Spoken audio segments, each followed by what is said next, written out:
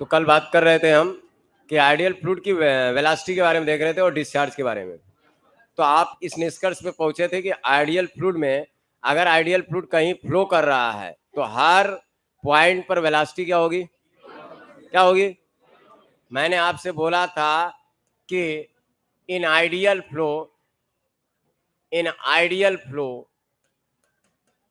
Velocity at every point of a section is uniform. यही बोला था ना? मैंने बोला था कि वेलोसिटी का जो डिस्ट्रीब्यूशन होगा, वेग का जो वितरण होगा, किसी क्रॉस सेक्शन पर यूनिफॉर्म फ्लो के लिए क्या होगा? समान होगा कि नहीं? That's why you can say the velocity distribution और velocity profile at a section will be rectangular. मतलब किसी भी अनप्रस्थ कॉर्ड पर जो वेग का वितरण होगा वो एक आयताकार प्रोफाइल बनाएगा। आयताकार प्रोफाइल का मतलब क्या है? Please see on the board. यदि आपका पाइप है, एम राइट,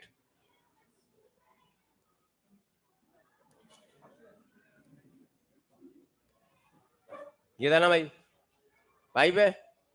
अब यहां पर अगर देखें तो अगर क्रॉस सेक्शन लेते हो तो ये बन गया क्रॉस सेक्शन। यहां पर लेयर्स ऐसे होंगी, बोलो भाई, एक लेयर दूसरे के ऊपर स्लाइड कर रही होगी। लेकिन अगर आइडियल फ्लो है तो हर लेयर का वेलोसिटी क्या होगी? सेम। आइए अब ड्रा करते हैं हम वेलोसिटी प्रोफाइल। क्या ड्रा करते हैं? वेलोसिटी। इधर हम दिखाएंगे वेलोसिटी, इधर डिस्टेंस। ठीक, अब देखो भाई, यहां पर वेलोसिटी कितनी है? यू है ना भाई? ठीक है, इसके ऊपर वाली लेयर की भी वेलोसिटी क्या होगी? सबकी वेलोसिटी क्या होगी? बहुत सही। इधर भी वेलोसिटी क्या होगी? कह सकते हैं ना? ये जो आप देखने को पा रहे हैं, अगर इसको ध्यान दें, आप ध्यान से अगर देखें तो आप ये पाएंगे यहां पर कि ये कैसा दिख रहा है फोटो? बोल भाई, रेक्टेंगुलर दिख रहा है कि नहीं? तो इसे बोला गया रेक्टेंगुलर। Rectangular velocity profile. क्या बोला गया? Velocity profile. क्या बोला गया? Rectangular velocity profile. का मतलब क्या होता है? आप लोग फेसबुक इंस्टाग्राम पे प्रोफाइल बनाते हो, उसमें सुंदर सी एक फोटो लगाते होगे, अपने बारे में कुछ लिखते होगे, जिससे हमें प्रथम दृष्टा में, पहली नजर में हम क्या कर सकते हैं? देख सकते हैं कि क्या सिचुएशन है, आप देखने में कैसे हैं, क्या सारी चीजें, और आपके बारे में कुछ जानकारी मेरे को मिल जाती है।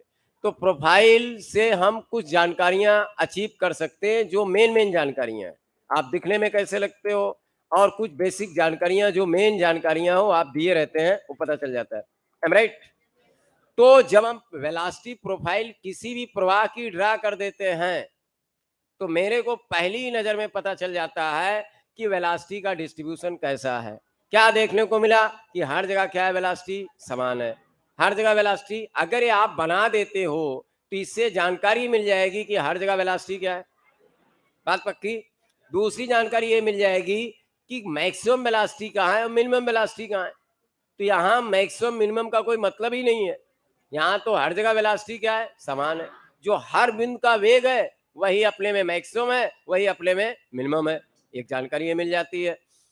और देखिए, तो आप कह सकते हैं कि मैक्सिमम वेलोसिटी कहें या मिनिमम वेलोसिटी कहें डियर, वो या एवरेज वेलोसिटी कहें या किसी पॉइंट की वेलोसिटी कहें, ये सब का सब आइडियल फ्लो में क्या होगा? सेम होगा। आइडियल फ्लो में सब क्या होगा डियर? बोल भाई, आइडियल फ्लो में सब क्या होगा? सेम होगा। आप स्क्रीनशॉट ले लिया करिए सविता जी। ओके, चलिए, समझ गए कि नहीं? तो कहने का मेरा मतलब है, ये बात समझ में आई कि नहीं? ओके, लेकिन अगर रियल फ्लो की बात करें, अच्छा दूसरी बात कल आपने देखा था, बड़ी अच्छी बात देखा था कि अगर कोई सेक्शन है, कल आपने देखा था कि कोई अगर सेक्शन है, अगर हर पॉइंट पर वेलोसिटी सेम है तो आप पाए थे कि वॉल्यूम पर यूनिट टाइम, जिसको आप क्या बोलते हो डियर? Flow rate. क्या बोलते हो डियर? या इसी को क्या बोलते हो डियर? क्या बोलते हो? जिसको किस सिंबल से दिखाया जाता है? और वो क्या था? Area into velocity. I am right? This is very important for you. यही चीज आपको समझना होता है हमेशा कि कोई भी फार्मूला कब एप्लीकेबल होता है, कोई भी फार्मूला कब एप्लीकेबल होता है, ये आपको बहुत गौर से समझना होता है कि कोई भी फार्मूला आप लर्न करते हो, आखिर में वो फार्मूला किस कंडीशन में एप्लीकेबल है। वो फार्मूला जब डिराइव किया गया, जब बनाया गया, तो क्या एज्यूम करते हुए आपने बनाया। बात पक्की है ना? फार्मूला क्या होती है? किसी भी समस्या को सॉल्व करने का एक, समझिए क्या है, टूल है, औजार है, बस और कोई समस्या नहीं है। भाई एरिया आपको पता है, वेलोसिटी पता है, मल्टीप्लाई किया डिस्चार्ज आ गया। तो हमको एरिया पता है, वेलोसिटी पता है, मल्टीप्लाई किया तो डिस्चार्ज आ गया। डिस्चार्ज निकालने का एक क्या है? एक प्रकार का टूल है, औजार है, और क्या है? समझ रहे हैं ना? तो मेरा वही मतलब है कि आखिर में फार्मूला कब यूज करेंगे, इस चीज को आप बेहतर तरीके से समझना होता है। जब कोई एरिया है, उसके प्रत्येक पॉइंट पर वेलोसिटी सेम है, तब ये फार्मूला यूज करेंगे, अदरवाइज फार्मूला नहीं यूज करेंगे। बोलिए भाई। अब अगर रियल फ्लो की बात करें, रियल जो हमारे इस आसपास नेचर में होता है, इस जनरल हमारे नेचर में जो देखने को प्रवाह मिलता है, वो सब रियल फ्लो है कि नहीं? वास्तविक प्रवाह। और आप जानते हो कि वास्तविक प्रवाह में हर बिंदु पर वेग क्या होता है? तो देखिए इस फार्मूले का कैसे उपयोग करते हैं हम। आइडियल फ्लो तो नेचर में देखने को नहीं मिलेगा। नेचर में कौन सा प्रवाह मिलेगा?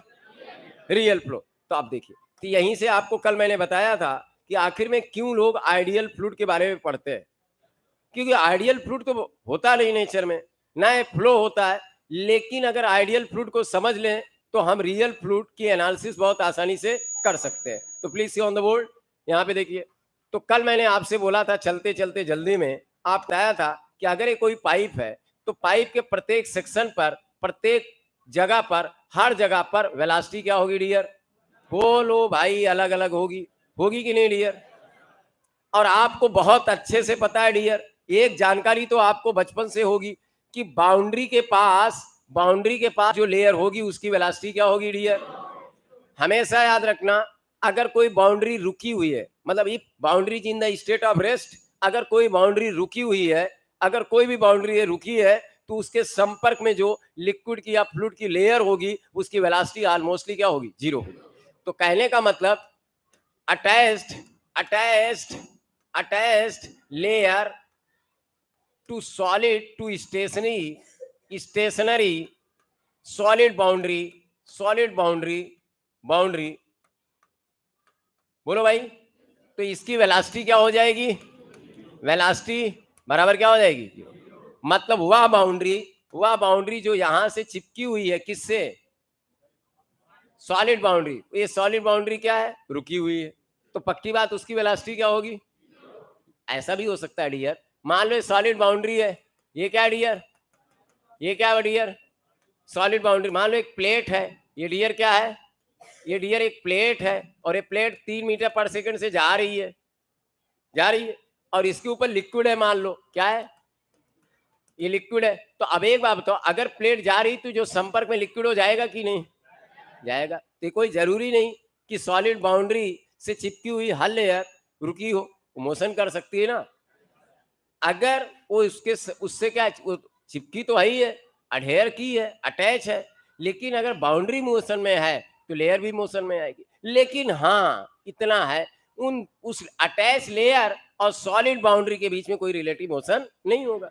नहीं समझ पाए भाई? जो अटैच लेयर है और जो सॉलिड बाउंड्री, क्या उसके बीच में कोई रिलेटिव मोशन होगा? नहीं, कभी भी there will be no relative motion in between the attach layer and the solid boundary.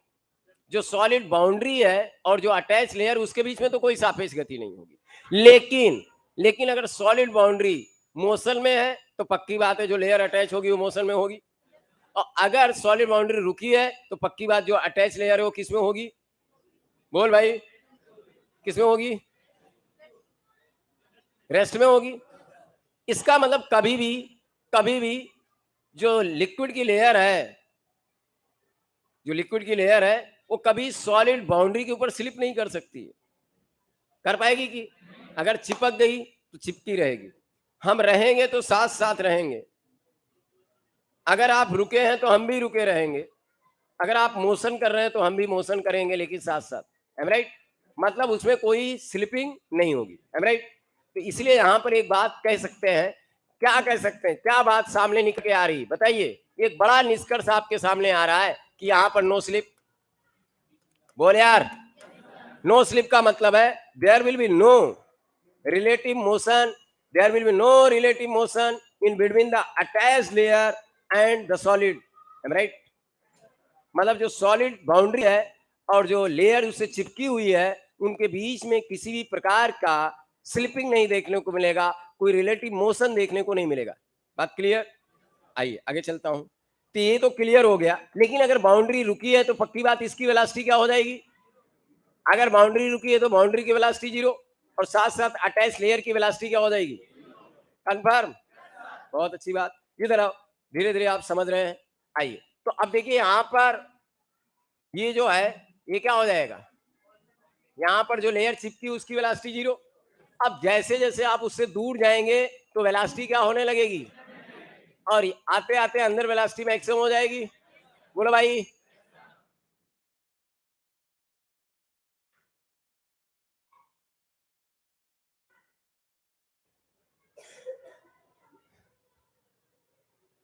Savita अभी दे देंगे टाइम। क्या सर, सूरज से बोल दीजिए नाश्ता करके जाया करे। सूरज कौन है?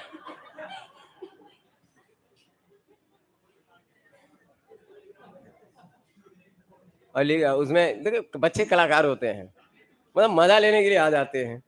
उसमें अपना नाम लिखा है पूजा, तो कोई लड़का है कलाकारी कर रहा है, सब पैदाइशी वो टैलेंटेड है, पैदाइशी उसके अंदर अथाह टैलेंट भरा है। वो अपना नाम पूजा लिखा है और लिखा है इट्स पूजा, मतलब वो पूजा है, और लिख रहा है कि सर सूरज से बोल दिया करिए को नाश्ता करके जाया करिए। क्या गजब, मतलब गजब गजब। समझ रहे हैं आजकल के बच्चे, समझ रहे हैं एक्स्ट्रा टैलेंटेड हो गए। क्या बताए, कुछ बच्चे पैदाइशी टैलेंटेड आ जाते हैं, तो क्या किया जाए। चलिए कोई बात नहीं, ये सब बीच बीच ऐसे भी बच्चों का रहना बहुत जरूरी है। ये हमें थोड़ा मनोरंजन कराते हैं, स्ट्रेस रिलैक्सेशन देते हैं। थैंक यू, आप जिए हजारों साल। भाई ये भी बहुत बड़ी कला है, अगर वो बच्चा अभी से इस टैलेंट को विकसित कर रहा है, ये बहुत बड़ी कला है। हम तो चाहते हैं, ऊपर वाले से दुआ करेंगे इसी फील्ड में वो आगे जाए।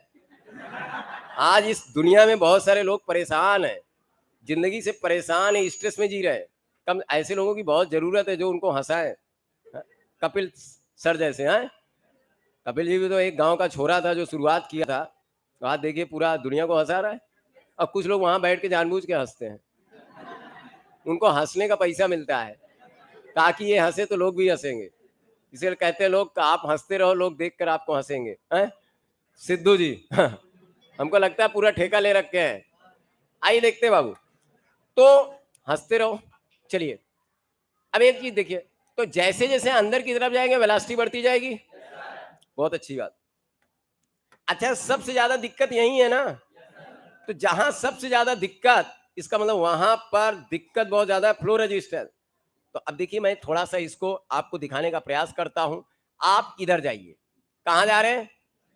सेंटर की तरफ। जब हम सेंटर की तरफ जाएंगे, सेंटर की तरफ जाएंगे, किधर जाएंगे? सेंटर की तरफ जाएंगे।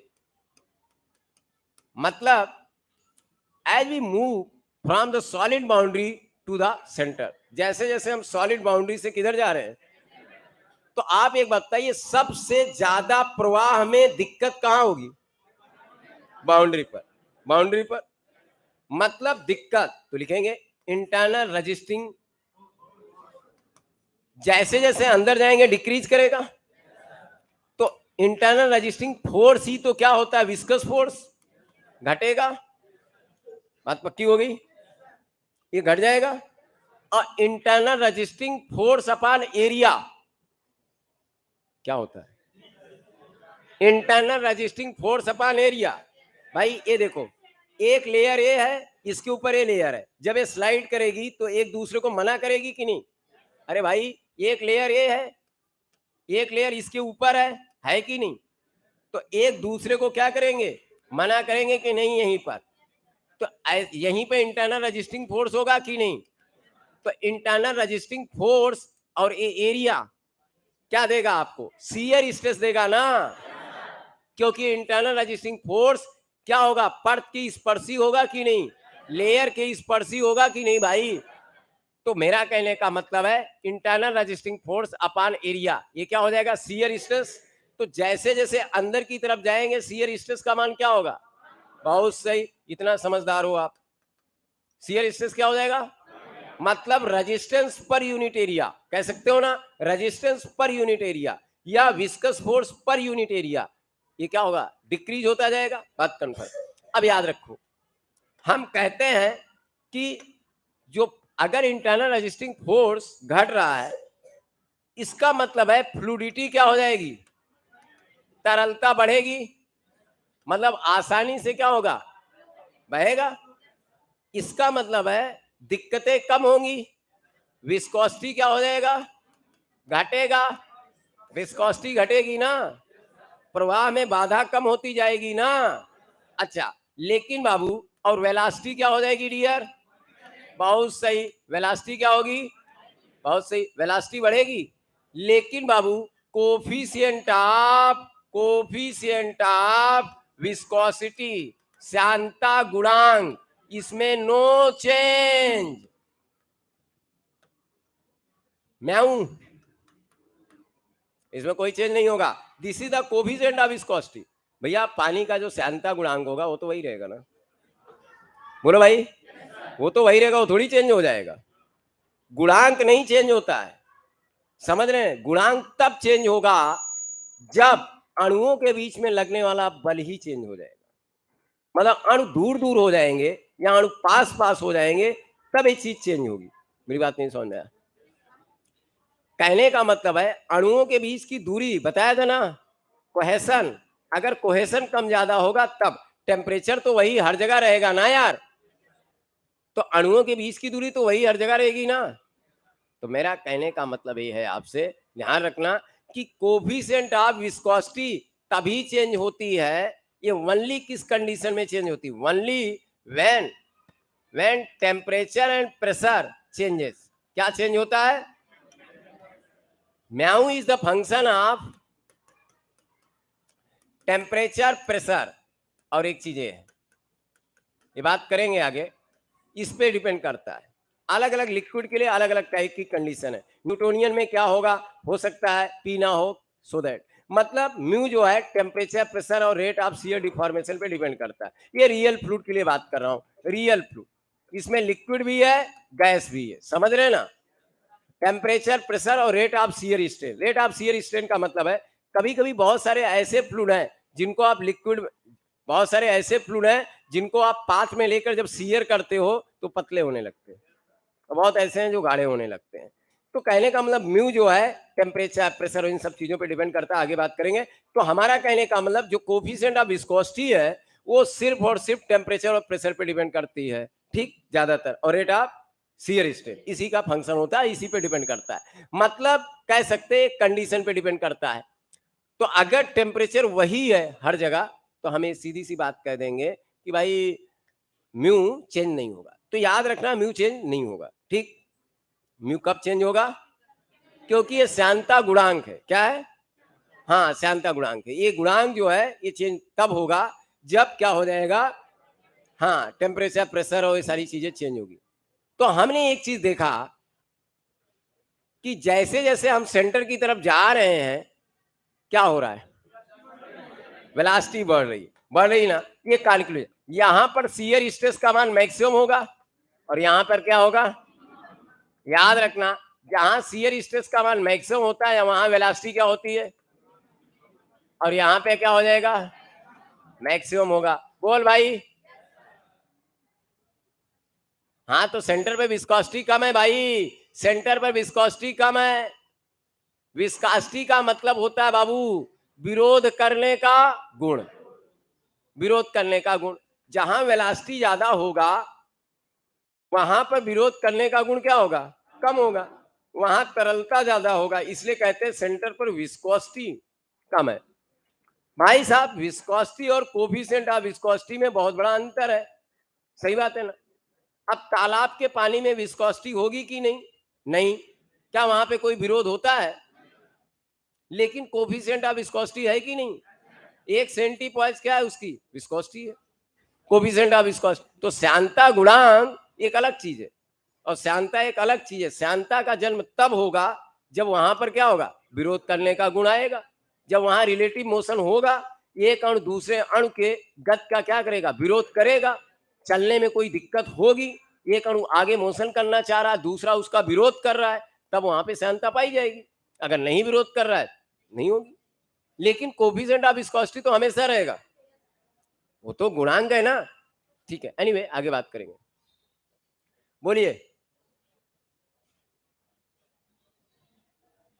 आई होप कि ये बात समझ में आया। जल्दी से बताइए, जल्दी से बताएं, आगे चल रहे हैं। अभी तक ये बात क्लियर किया, रियल में ऐसा कुछ होता है, रियल में ऐसा ही होता है ना? बोलो। चलिए, रियल में ऐसा होगा। अब देखिए, हमने आइडियल के बारे में जो पढ़ा वही रियल में अप्लाई करेंगे। आइए, please see on the board, इधर देखिएगा। डियर, अब आपने एक चीज देख लिया कि हर जगह वेलोसिटी क्या है? बोल भाई, वेलोसिटी क्या है? अलग अलग है। अब डियर एक चीज देखिए, सेंटर से हम थोड़ी दूर जाते हैं। अभी आपको क्या बताया? अभी अभी आपको बताया कि अगर ये बाउंड्री है, क्या बोला? बहुत अच्छी बात, बाउंड्री है। यहां एक लेयर चिपकी होगी, इसका वेग क्या होगा? लेकिन जैसे जैसे ऊपर जाएंगे वेलोसिटी बढ़ती जाएगी। बोल भाई, सबकी वेलोसिटी क्या होगी? v1, v2, v3, v4, v5। ये कैसे फ्लूइड है? Real flow, real flow. दुनिया में आंख के सामने, इस दुनिया में आंख के सामने ऐसा ही प्रवाह देखने को मिलेगा ना भाई? ठीक, आओ डियर, अगर मैं यहां पे बात करूं आपसे, तो देखिए इस बाउंड्री से, देखो इधर, इस बाउंड्री से डियर अगर 2 mm ऊपर जाए, मतलब 2 mm 2 mm 2 mm 2 mm 2 mm 2 mm, तो हर जगह वेलोसिटी क्या होगी बाबा? आए सेम होगी, सेम होगी। तो हर जगह वेलोसिटी क्या मिलेगी? कितना मिलेगी? अब देखो, ये बाउंड्री है कि नहीं यार? बोल भाई, ये बाउंड्री है ना यार? बाउंड्री है। तो बाउंड्री से हम क्या कर रहे हैं? बाउंड्री से y दूरी आ रहे हैं। कहां आ रहे हैं? तो हर जगह वेलोसिटी क्या होगी? सेम। सेंटर से हम कितना जा सकते हैं? r। कितना जा रहे हैं? r। अगर ये चीज इधर से y है तो सेंटर से कितना होगी? r। और ये पूरी रेडियस क्या होगी? Capital R। कैपिटल R होगी। बोलिए भाई।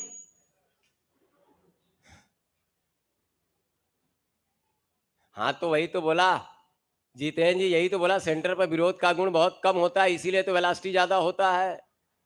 सर सेंटर पर विस्कोसिटी तो फिर कम होनी चाहिए, यही तो बोला, लेकिन कोफिशिएंट ऑफ विस्कोसिटी हर जगह सेम होगी।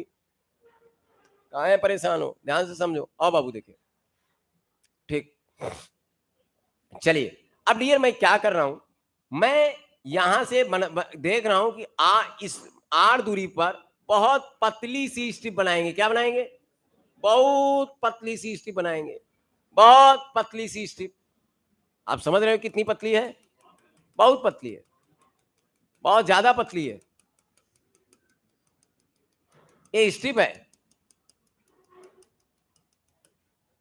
ठीक। इस स्ट्रिप की थिकनेस कितना लिया? dr। कितना लिया भाई? आर के आगे क्या आएगा? dr ही तो आएगा, थोड़ी सी, थोड़ा सा, ठीक। हाँ बहुत, मतलब 1 mm, 0.02 mm, 0.03 mm, बहुत कम, बहुत कम। समझ रहे ना? इसका मतलब ये हुआ डियर, इसका ये मतलब हुआ कि अगर ऐसा आप लेंगे, बहुत पतली स्ट्रिप लेंगे, तो यहां पर जो वेलोसिटी होगी, ध्यान देना, जूम करके दिखाना चाहता हूं, यहां पर जो वेलोसिटी है और यहां पर वेलोसिटी, इन दोनों जगहों की वेलोसिटी में बहुत ज्यादा अंतर नहीं आएगा बाबू। अगर यहां पर वेलोसिटी 1 है तो यहां पर वेलोसिटी कितना होगी? 1.001। भैया इधर से आ रहे हो, आ रहे हो, आ रहे हो, यहां पर वेलोसिटी अगर 1 है तो यहां पर वेलोसिटी ज्यादा से ज्यादा कितना मिलेगी? 1.001। मतलब यहां से लेकर यहां तक, अरे यहां से लेकर यहां तक बहुत ज्यादा वेलोसिटी में परिवर्तन। इसका मतलब मैं मान सकता हूं कि यहां हर जगह वेलोसिटी लगभग लगभग क्या है? मतलब मैं मानूंगा हर जगह वेलोसिटी क्या है? बड़ी अच्छी। तो पतली स्ट्रिप क्यों लिया है पता चला? इसलिए लिया भैया ताकि हम कह सके कि यहां पर हर जगह वेलोसिटी क्या है। बोल यार।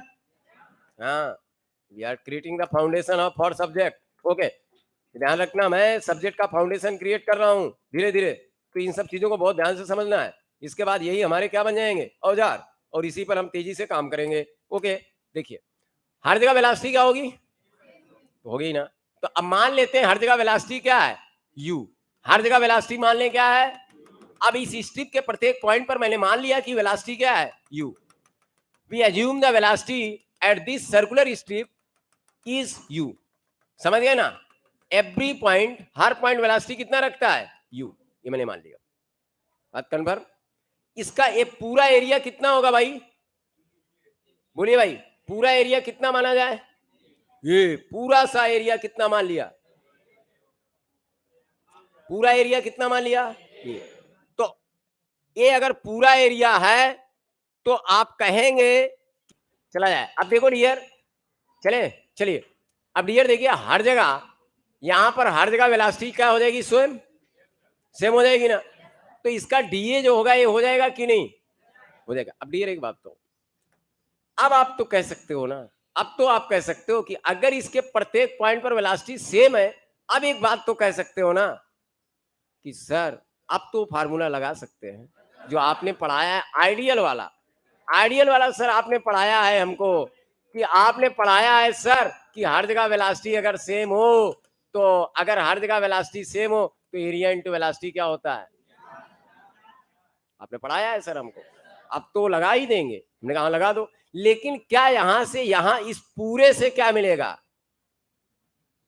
पूरे से क्या मिलेगा, क्यू। और इससे क्या मिलेगा, इससे मिलेगा डी क्यू, थोड़ा सा मिलेगा, एक चम्मच। अगर इससे पूरे से एक सेकंड में एक बाल्टी मिलेगा, तो इससे क्या मिलेगा, एक सेकंड में एक चम्मच। तो आइए चम्मच डिस्चार्ज निकालिए, डीए इंटू भैया एरिया इंटू, हो जाएगा ना यार। अब देखिए यहां से कितना मिला, इतना मिलेगा। ऐसे आपको क्या करना है, इस पूरे एरिया को DA DA DA DA DA area में क्या करना है, बांट देना है, और सबसे चम्मच चम्मच डिस्चार्ज निकाल लेना है और उसको टोटल कर लेना, आपको टोटल डिस्चार्ज आ जाएगा। तो क्यू बराबर, बोलो भाई, आ जाएगा कि नहीं। तो टोटल डिस्चार्ज हमने एक रियल फ्लो में जहां पर वेलोसिटी वेरी कर रही थी, वहां पर हम टोटल डिस्चार्ज निकालने के लिए किसका हेल्प लिए, आइडियल फ्लो। तो रियल फ्लो की एनालिसिस करने के लिए हम लोग क्या करते हैं, आइडियल फ्लो की क्या लेते हैं, कंसेप्ट को इस्तेमाल करते हैं। समझ रहे ना। इसलिए ऐसा ना तो दुनिया में कोई लिक्विड है, ना तो ऐसा कोई प्रवाह है, बस हम उस एजम्पशन को क्या करते हैं, रियल में क्या करते हैं, अप्लाई करते हैं। एम राइट, समझ में आया ना। अब यहाँ पे एक बड़ी बात हम बताएंगे आपको। बहन जी लिख रही हैं क्या आप, थोड़ा बहुत लिख लीजिए, हम अभी भेज देंगे, ठीक है, आपको मैं भेज दूंगा, समझ रहे हैं ना, यूट्यूब उस पर भेज देंगे, मतलब टेलीग्राम पे अभी मैं भेज दूंगा थोड़ी देर में।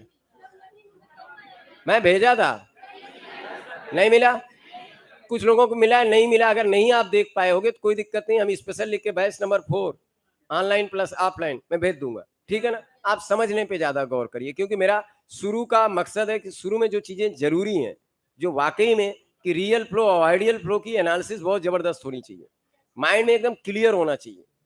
इसलिए मैं ज्यादा समझाने पे जोर देना चाहता हूँ कि आप ज्यादा से ज्यादा चीज को समझ लें।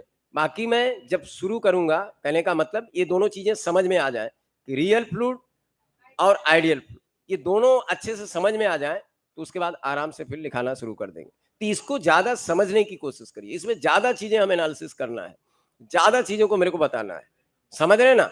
इसलिए हम लिखाएंगे तो कुछ बता नहीं पाएंगे, समझ रहे, इधर कंसेप्ट मतलब इसको फील करने की कोशिश करो कि आखिर में है क्या, आइडियल क्या है और रियल क्या है, उसको फीलिंग लाओ अपने माइंड में, ठीक, आई एम राइट। आइए चलो इधर देखना, अब मेरी बात को समझिए। चलो अब देखो डियर, यहां पर अगला पॉइंट मैं बात करूंगा। अब एक कंसेप्ट मैं दे रहा हूं, concept of concept of concept of average velocity. क्या, एवरेज वेलोसिटी, अच्छा, कंसेप्ट ऑफ एवरेज वेलोसिटी, या इसी को कहा जाता है मीन वेलोसिटी। क्या? माध्य वेग ना भैया। कहां पर? Real, in real flow. किसमें भैया? रियल फ्लो में मैं बात करूंगा। आइडियल में तो आपको अभी थोड़ी देर पहले बताया ना। क्या बताया? आइडियल में मैंने बताया कि किसी सेक्शन के प्रत्येक पॉइंट पे वेलोसिटी क्या होती है।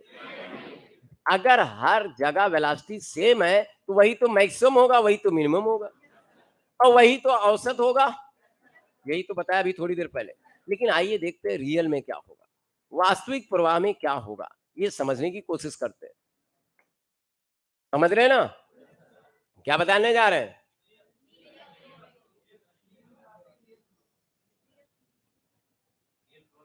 ध्यान देना,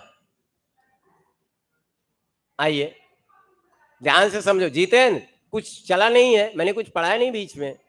जब तक बनता बनता स्टार्ट हुआ तो मैं पढ़ाना शुरू किया हूं। कोई दिक्कत नहीं, आप ध्यान से समझिए, आपको समझ में आ जाएगा।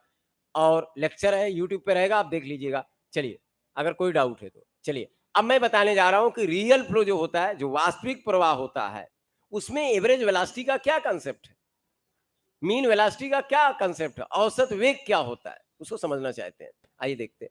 और ये औसत चीज कहां आती है देखेंगे। तो कंसेप्ट ऑफ एवरेज वेलोसिटी, देख ध्यान देना। देखिए डियर, यहां पर वेलोसिटी क्या है, जल्दी से बताना। जीरो। यहां पर वेलोसिटी क्या है डियर? जीरो है। लेकिन जब अंदर आएंगे तो वेलोसिटी बढ़ती जाएगी, बढ़ती जाएगी, बढ़ती जाएगी, बढ़ती जाएगी। यहाँ मैक्सिमम, यहाँ वेलोसिटी क्या हो जाएगी? यहाँ यू मिनिमम और यहाँ यू मैक्सिमम। M right? और जैसे जैसे बाउंड्री से दूर जा रहे हैं, वेलोसिटी क्या कर रही है? बढ़ रही है ना। इसका मतलब हर जगह वेलोसिटी अलग है। ठीक, अब देखिए, तो डिस्चार्ज क्या निकाला था? क्यू बराबर, यही आया था ना। ठीक, what is the concept of average velocity? कहता है कि एक काल्पनिक वेलोसिटी लीजिए। क्या लेना है? काल्पनिक वेलोसिटी, जो कि कोई जरूरी नहीं हो वेलोसिटी इस सेक्शन पे हो या ना हो। एक कल्पना कीजिए एक ऐसी वेलोसिटी की, कल्पना कीजिए एक ऐसी वेलोसिटी की जो है या नहीं है, हमसे इससे मतलब नहीं है। कल्पना कीजिए एक ऐसी वेलोसिटी की कि जिसको मान ले इस सेक्शन पर हर जगह अगर समान है। क्या मान ले? मान लें कि हर जगह समान है, तो उस वेलोसिटी के आधार पर जो डिस्चार्ज मिलेगा वो उतना ही वेलोसिटी होना चाहिए जितना कि एक्चुअल वेलोसिटी के आधार पर मिल रहा है। तो मानी गई वेलोसिटी क्या कही जाएगी? एवरेज वेलोसिटी कही जाएगी। मेरी बात समझ में आया ना? क्या समझ में आया? कि कोई भी सेक्शन है, उस सेक्शन के प्रत्येक पॉइंट पर एक ऐसी वेलोसिटी की कल्पना करिए, जबकि हर जगह वेलोसिटी अलग अलग है ना, लेकिन अब आपको काल्पनिक वेग लेना है, जबकि वास्तव में हर पॉइंट पे वेलोसिटी क्या है। ठीक, मैं कह रहा हूं कि मान लीजिए ये जो सेक्शन है, इसके प्रत्येक पॉइंट पर एक ऐसी वेलोसिटी की कल्पना कीजिए जिसको मान लीजिए कि हर जगह क्या है? सेम है। तब बताओ डिस्चार्ज कितना मिलेगा? Area into velocity. अगर आप मान लेते हो कि हर जगह वेलोसिटी सेम है तो ए इंटू यू हो जाएगा ना। तो मानी गई वेलोसिटी को हम क्या बोलेंगे? काल्पनिक वेलोसिटी, सॉरी औसत वेलोसिटी, या कह सकते हैं एवरेज वेलोसिटी। इसका मतलब एवरेज वेलोसिटी के आधार पर निकाला गया डिस्चार्ज उतना ही आना चाहिए जितना कि वाकई में डिस्चार्ज है। मेरी बात समझ में आई? फिर रिपीट करता हूं, किसी सेक्शन पर ली गई वह काल्पनिक वेग जिसके आधार पर निकाला गया कुल डिस्चार्ज उतना ही होना चाहिए जितना कि एक्चुअल डिस्चार्ज है। तो माना गया जो वेग है, लिया गया वो जो काल्पनिक वेग है, जिसको हर पॉइंट पर आपने सेम माना है, उसे क्या बोलेंगे? औसत वेग। समझ में आया ना? देखो जल्दी से मैं लिखता हूं। अब आप मानेंगे, लेट आप हर जगह का वेग क्या मान लेंगे? समान, assume assume assume assume, uniform uniform uniform, velocity क्या मानेंगे, यू बार। आप मान लें कि हर जगह वेलोसिटी क्या है, यू बार।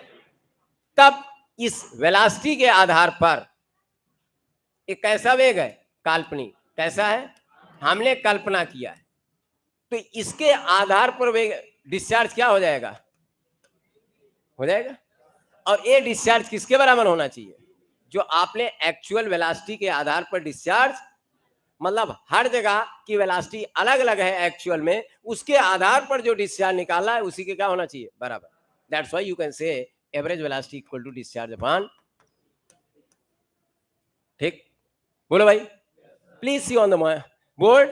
डियर एक बात बताओ, जो ये वेलोसिटी आएगी रियल फ्लो में, कहां आएगी, real flow, for real flow. Dear जो ये वेलोसिटी आएगी, हमेशा याद रखना, अगर वेलोसिटी का वेरिएशन सेक्शन पे देखने को दिख रहा है कि नहीं, यहां पर वेलोसिटी क्या है, 0, सेंटर पे क्या है, मैक्सिमम, तो जो औसत आएगा तो हमेशा औसत वैल्यू जो होती है वो मिनिमम से ज्यादा होती है, मैक्सिमम से। इसका मतलब हो गया यू, ये जो होगा भाई, मिनिमम से क्या होगा और मैक्सिमम से क्या होगा, समझ रहे ना, बोल भाई, बोलो, बोलिए भाई, बोलो भाई। जबकि आइडियल फ्लो में क्या था, हाँ, तो देखते रहिए। अब देखिए, अब यहां पे एक बड़ी बात बताएंगे आपको, बहुत बड़ी बात सामने आ रही है, याद रखना डियर। अगर कई चीजों की वैल्यू ले लिया जाए, देखो डियर, मान लीजिए रमेश है, महिमा है, सरिता है, पंकज है, ये सब लोग हैं, या हटाओ फर्जी लोग को हटाओ,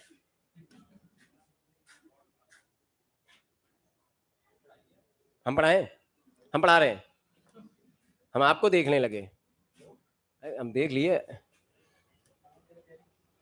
तो बतिया रहे हैं आप क्या,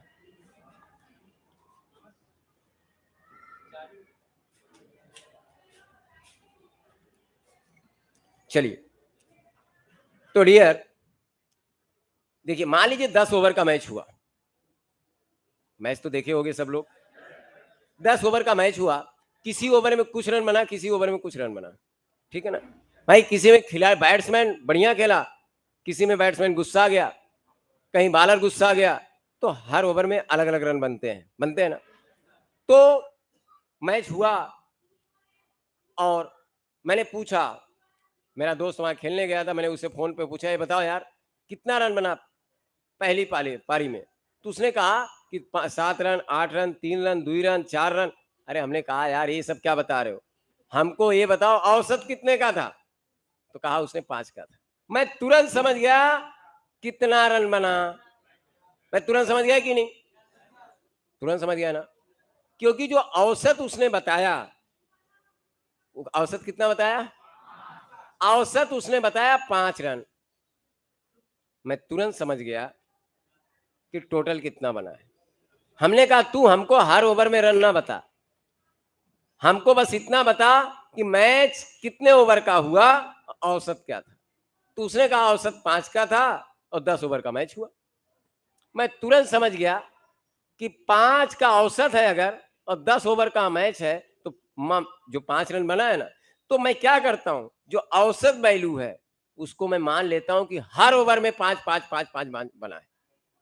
क्या वाकई में हर ओवर में 5 रन बना है, लेकिन मैं मान लूंगा कि हर ओवर में 5 रन बना है, तो 5 धन 5 धन 5 धन 5 10 बार, तो 10 गुणे 5 मतलब 50। वो 50 रन उतना ही रन होगा जितना कि एक्चुअल में हर ओवर में बने हुए अलग अलग रनों के टोटल के बराबर होगा। जबकि किसी ओवर में 3 बनाए, किसी में 7 बनाए, किसी में 10 बनाए, अगर उन सब का टोटल करोगे तो एक्चुअल में उसी टोटल के बराबर आएगा जितना कि एक्चुअल के आधार पर, जितना कि एवरेज के आधार पर निकाला गया आएगा। बात क्लियर होगी। तो why we use average concept, average concept से क्या है कि हमारा कैलकुलेशन जो टोटल वैल्यू है बड़ी आसानी से निकाली जा सकती, नहीं निकाली जा सकती, निकाली जा सकती है ना। लेकिन एवरेज का ये थोड़ी मतलब है कि हर ओवर में 5 रन बना है, नहीं, ये काल्पनिक वैल्यू है। वैल्यू क्या है? काल्पनिक है। जिसको अगर मान लें कि हर ओवर में उतना रन बना है, तो टोटल जो है, एक्चुअल में जो टोटल है, वहां तक पहुंचा जा सकता है कि नहीं? बोल यार। अच्छा, जो ये 5 रन बना होगा औसत, वो हमेशा देखिएगा मिनिमम से ज्यादा मिलेगा, लेकिन मैक्सिमम से, बात क्लियर है। अच्छा, हो सकता है बाई फॉल्ट कोई ऐसा भी ओवर हो सकता है जिसमें वाकई में 5 रन बना हो, ऐसा हो सकता है भाई, संजोग बस हो सकता है कोई ऐसा ओवर हो जिसमें वाकई में 5 रन बना है। तो मैं आपसे ये भी पूछ सकता हूं, वो कौन सा ओवर है जिसमें वाकई में उतना ही रन बना है जितना कि औसत रन है? तो आप कह दोगे तीसरा ओवर है। ऐसा भी हो सकता है, ऐसा भी हो सकता है बाय डिफॉल्ट किसी ओवर में उतना ही रन बना होगा जितना कि औसत है। ऐसा हो सकता है कि नहीं? चलो, इतनी बातें जान गए। लेकिन एक बात मैं 100% दावे के साथ कहता हूं कि अगर जो डाटा है मेरा, जो वैल्यू है मेरी, जो एक्चुअल वैल्यूज हैं, जो एक्चुअल रन्स हैं, या कोई एक्चुअल वैल्यूज हैं, अगर वो कंटिन्यूअस हैं, सतत बढ़ रही हैं या सतत घट रही हैं, मतलब ये हुआ कि उन वैल्यू में क्या है, कंटिन्यूटी है। जैसे अगर मान लीजिए वैल्यू इस तरीके से इंक्रीज कर रही, 0, 0.1, 0.2, 0.3, 0.4, 0.5, 0.6, 0.7, 0.8, 0.9, अगर ऐसे वैल्यू वेरी कर रही, राइट, तो अगर औसत निकालोगे डियर, तो पक्की बात है जो औसत आएगा वो कहीं ना कहीं रहेगा। 100% रहेगा कि नहीं? बोल यार। वही मैं कहना चाह रहा हूं कि अगर वैल्यू धीरे धीरे बढ़ती है, कंटिन्यूअस बढ़ती है, वैल्यू कंटिन्यूअस बढ़ती है, तो निकाला गया जो औसत मान होगा वो कहीं ना कहीं तो 100% आपको मिलेगा। नहीं समझ में आया? लेकिन अगर डाटा डिसकंटिन्यूअस है, जैसे 0, फिर 5, फिर 7, फिर 10, फिर 12, 0, 3, 4, 8, 10 ऐसे है, तब औसत निकाला गया जो औसत वैल्यू होगी, कोई जरूरी नहीं वो मिले। मेरी बात समझ में है? मैं क्या बोला आपसे? बहुत बड़ी बात बोला, लाख टके की। हाँ ठीक है, करोड़ों की बात आपको सस्ते में दे दिया। लो भाई, बहुत बड़ी बात आपके साथ किया हूं आज। देखिए, अब बता मेरे को, यहां पे वैल्यू कितना है, यहां पे वैल्यू क्या है? वाह भाई। तो जो मीन है, मीन जो है वो तो मैक्सिमम से कम है, मिनिमम से ज्यादा है। तो पक्की बात कोई ऐसी जगह होगी, 100% ऐसी कोई जगह है जहां पर वाकई में द्रव का जो वेग है वो किसके बराबर है? यू पॉइंट, इस पॉइंट पर जो वेलोसिटी है, या यू एक्चुअल, एक्चुअल जो वेलोसिटी है वो बराबर होगा किसके? मीन। क्यों भाई? 100% क्यों?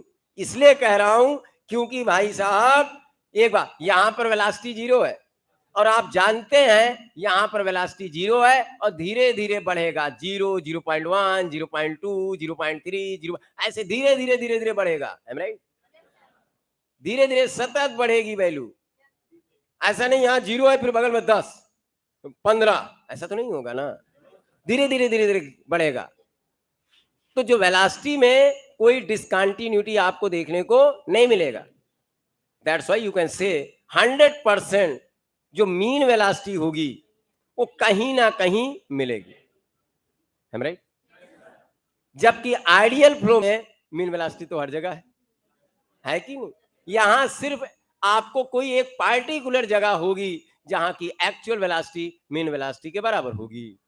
और एग्जाम में पूछेगा, आगे जब पढ़ेंगे एग्जाम में पूछेगा, कई जगह ऐसे क्वेश्चन बनेंगे, ओपन चैनल में, पाइप में, तमाम ऐसे होंगे, आपसे पूछेगा वो कौन सी जगह है जहां पर मीन वेलोसिटी वाकई में पाई जाती है। समझ रहे ना? आपसे पूछेगा एक पाइप में लैमिनार फ्लो हो रहा है, बताइए वो कौन सी जगह है, बाउंड्री से कितना दूरी पर जाने पर वहां की वेलोसिटी एवरेज वेलोसिटी के बराबर है। किसी पाइप में टर्बुलेंट फ्लो हो रहा है, वो कौन सी जगह है जहां पे वाकई में द्रव का वेग माध्य वेग के बराबर है? ओपन चैनल में वो कौन सी जगह है जहां पर द्रव का जो औसत वेग है वो एक्चुअल वेलोसिटी के क्या है, बराबर है? बात पक्की होगी। तो वो क्या होगा, ये आपके फायदे की चीज होगी। तो ऐसा तो आई होप कि अब समझ रहे हैं, समझ गए ना? वो सबका अलग अलग है, कहीं आर अपार √2 है, कहीं फला ढमाका, ठीक है ना? उससे हमें मतलब नहीं, हमको मीन औसत इसका कंसेप्ट आपको समझाना था। तो इसका मतलब एक बात कंफर्म हो गई, समय भी हो चला है, ठीक है ना? अब डियर, ये कोई पाइप है, ठीक? अगर ये कोई पाइप है या कोई भी सेक्शन है, तो अगर आपको ये इसमें रियल फ्लो हो रहा है क्या? वाह भाई वाह, रियल फ्लो हो रहा है। अगर रियल फ्लो हो रहा है, अगर टोटल डिस्चार्ज निकालना है, क्या निकालना है? टोटल डिस्चार्ज निकालना है, तो कोई समस्या अब नहीं होनी चाहिए। टोटल डिस्चार्ज बराबर होता है एरिया इंटू औसत वेग। हमको औसत वेग पता चल जाए, काम हो जाएगा रियल में ना भाई। हमको ये जरूरी नहीं है कि हर जगह कितना कितना डिस्चार्ज है, हमको इससे कोई मतलब नहीं। हमको पता है कि हर जगह वेलोसिटी अलग है, हमको हर जगह वेलोसिटी अलग है, उसके आधार पर कितना डिस्चार्ज आएगा निकालने की कोई जरूरत नहीं। हमको सिर्फ पता चल जाए औसत क्या है, मेरा काम हो जाएगा। मेरे को कोई जरूरी नहीं है कि हर ओवर में रन कितना बना है, क्या जरूरी है क्या? हम हर ओवर का रन जोड़ने नहीं जाएंगे, हमको बस औसत बता दो, हम निकाल लेंगे। राइट, बोलो भाई। तो रियल और आइडियल में एक एक कंसेप्ट आपने देखा, बढ़िया। हम्म, समझ में आया? आइडियल क्या है, रियल क्या है, दोनों में क्या अंतर दिख रहा है? बोलो भाई। ऐसे मेरे को एनालिसिस करना पड़ेगा, बगैर इसके कुछ होने वाला नहीं है। आगे मैं बात करूंगा, अगला बात करेंगे, अगला पॉइंट बात करेंगे, लेकिन आज नहीं बात करेंगे। अगले पॉइंट पे बात होगी, अगले पॉइंट पे चर्चा होगी कि हमने पढ़ा है कि Bernoulli is equation is applicable for ideal flow. किसके लिए? Ideal flow. देखेंगे क्या है, रियल में नहीं लागू होगा, क्यों नहीं लागू होगा, और इसी में बात करेंगे।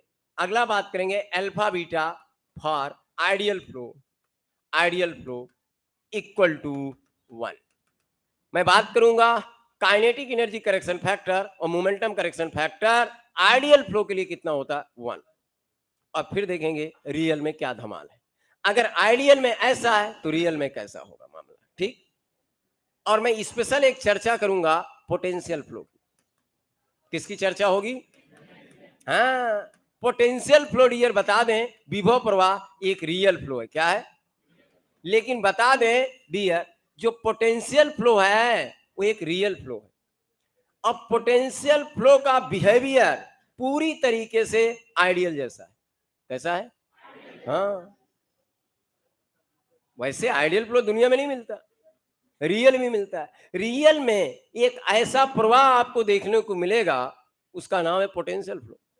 इस दुनिया में जितने भी प्रवाह हैं सब रियल फ्लो हैं, कोई आइडियल नहीं है। लेकिन एक ऐसा प्रवाह है जिसका नाम है पोटेंशियल फ्लो, और इसका बिहेवियर आइडियल जैसा है। मतलब जो आइडियल में कंसेप्ट लागू होते हैं वो कहां लागू होंगे? पोटेंशियल। मैं दिखाऊंगा ये बात। बर्नौली इक्वेशन कहां लागू होती है? आइडियल में। लेकिन मैं दिखाऊंगा Bernoulli Baba equation is also applicable for real flow. और रियल में कौन सा? पोटेंशियल। मैं बताऊंगा अल्फा बीटा का मान एक होता है आइडियल फ्लो की कंडीशन में, रियल में कभी नहीं होता। रियल में अल्फा बीटा से बड़ा होता है, और अल्फा बीटा दोनों का मान हमेशा एक से बड़ा होता है। मतलब दुनिया में जो प्रवाह होते हैं उसमें अल्फा बीटा का मान एक से ज्यादा होता है, और अल्फा बीटा से मतलब अल्फा हमेशा बीटा से बड़ा होगा, और चाहे अल्फा का हो चाहे बीटा का हो, एक से ऑलवेज बड़ा होगा रियल फ्लो में। लेकिन मैं बताऊंगा कि इसी दुनिया में एक ऐसा प्रवाह है जो कि रियल फ्लो है, जिसका नाम है पोटेंशियल फ्लो, और उस पोटेंशियल फ्लो में बर्नौली इक्वेशन लागू होती है, और उसमें अल्फा बीटा का मान एक होता है, और उसमें एनर्जी का लॉस नहीं होता है। आइडियल फ्लो नहीं है वो आइडियल नहीं है, उसका नाम पोटेंशियल फ्लो। उसमें बताएंगे क्या अंतर है, छोटा सा अंतर है भाई साहब, लेकिन डेंजरस अंतर है। और ये भी मैं आपको दिखाऊंगा, वो प्रवाह आपको दुनिया में देखने को मिलेगा, क्योंकि रियल है तो देखने को मिलेगा। मैं दिखाऊंगा कि वहां पे है, आप जाओ देख लो, और जाना आप देख लेना, आप देखोगे।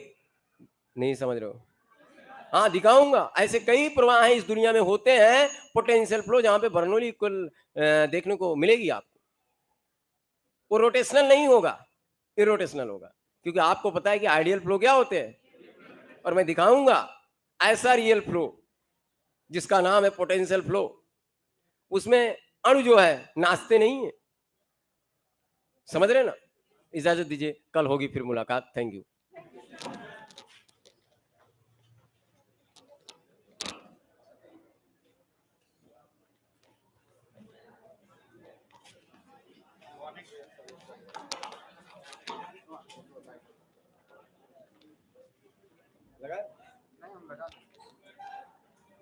बैठ जा भैया, कोई बच्चा बैठ जा।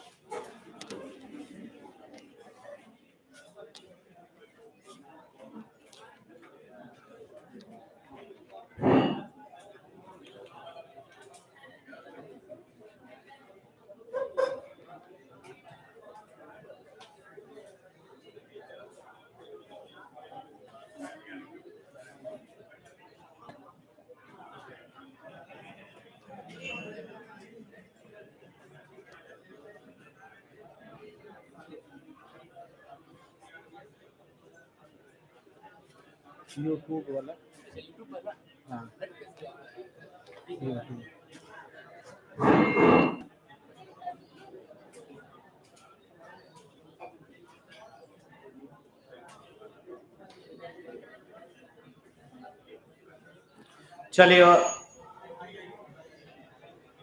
चलिए और बताइए क्या हाल चाल है? बढ़िया है सब? बोल नहीं रहे यार? बढ़िया है ना? चलिए तो स्टार्ट किया जाए।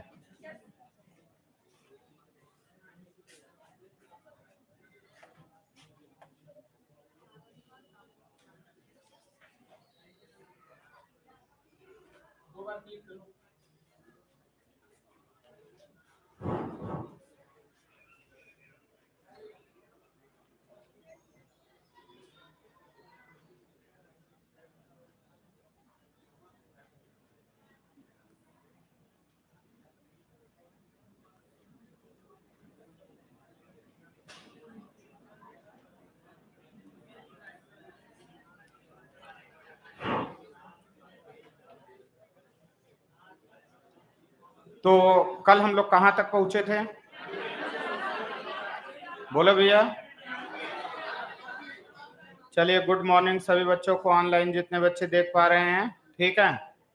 चलिए तो आज हम लोग स्टार्ट करने वाले हैं 1857 की क्रांति। कल हम लोगों ने किसके बारे में देखा था?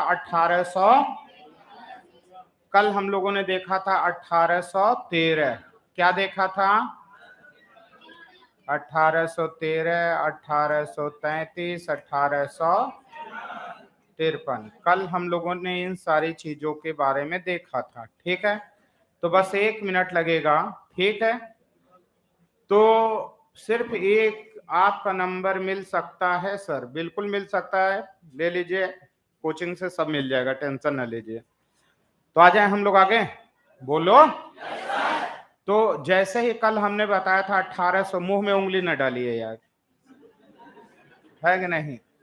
आप लोग तो एकदम गजब का माहौल बनाए रहते, मुंह में उंगली डाल के बैठे हैं, ठीक है। चलिए तो अब स्टार्ट कर लिया जाए ना।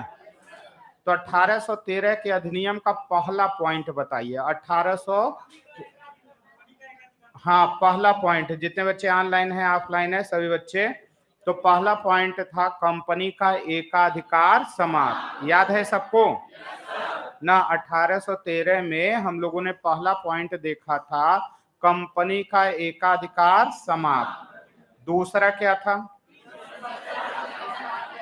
कंपनी का शासन अगले 20 वर्षों के लिए बढ़ाया गया।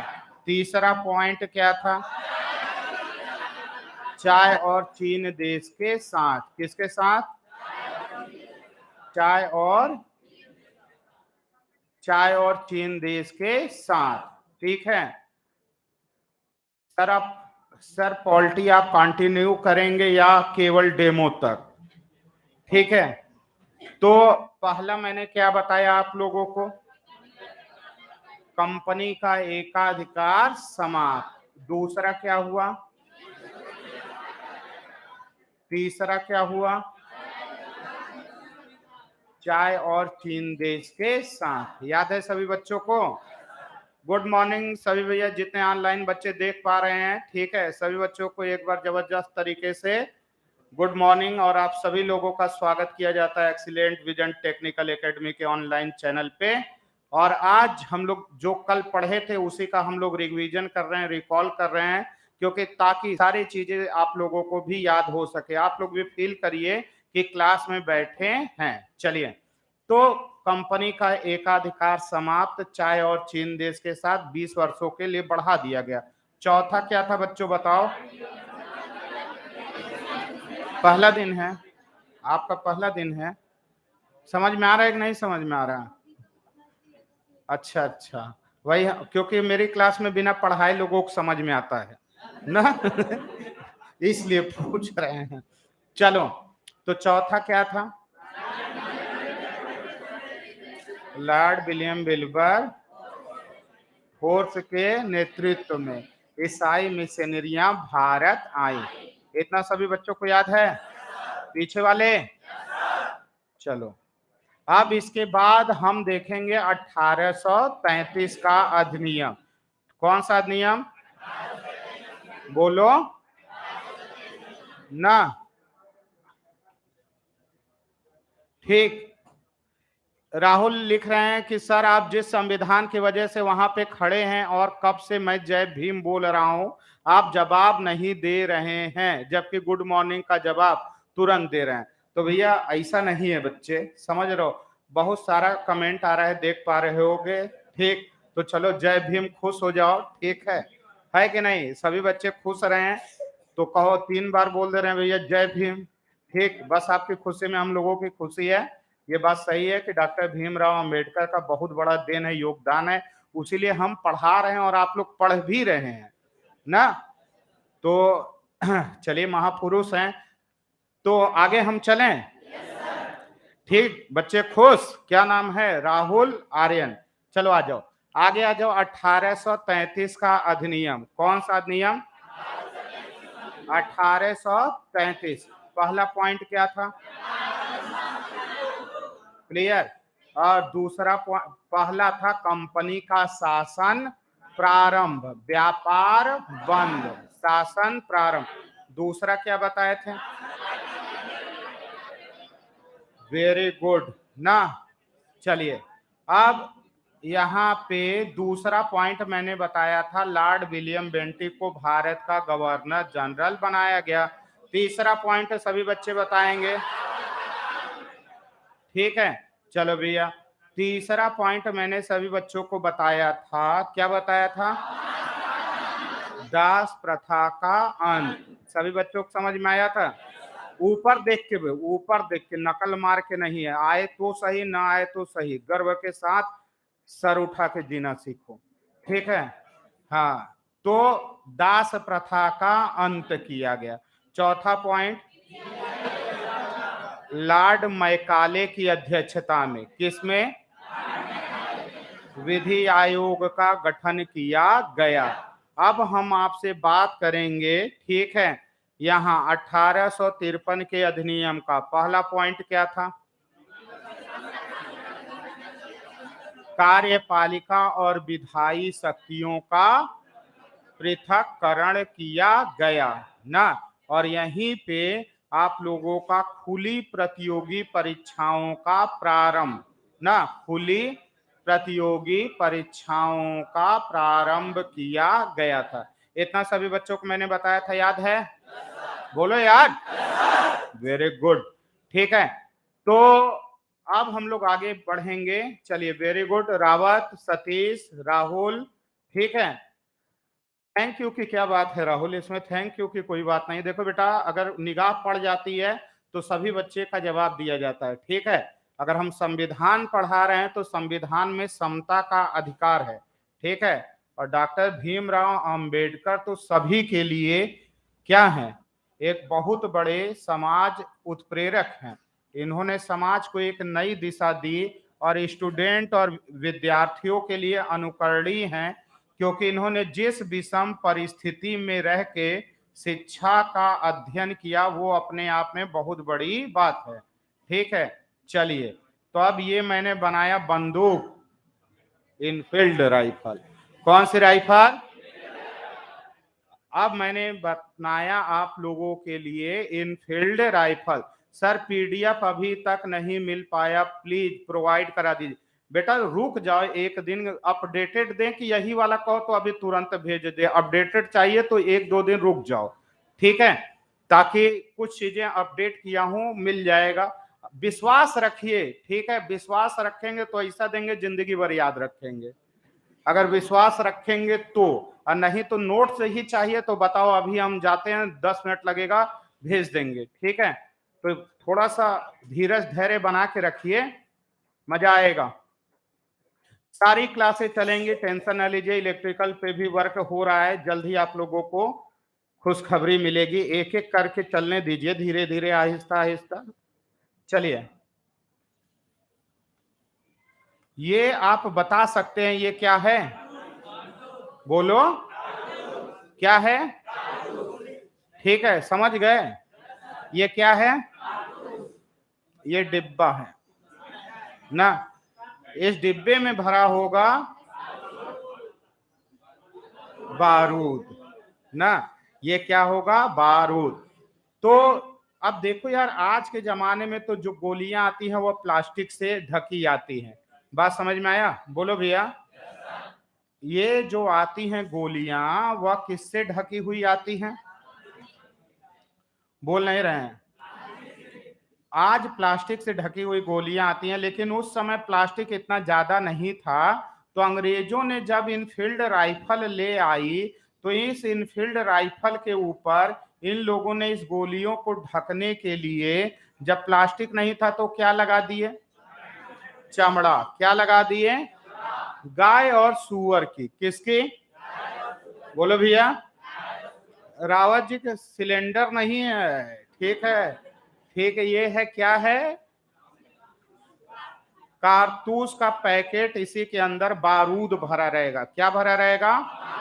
बोलो यार, मोबाइल न चलाइए, मोबाइल जेब में रख लीजिए, मोबाइल जेब में रखने के लिए होता है कि नहीं?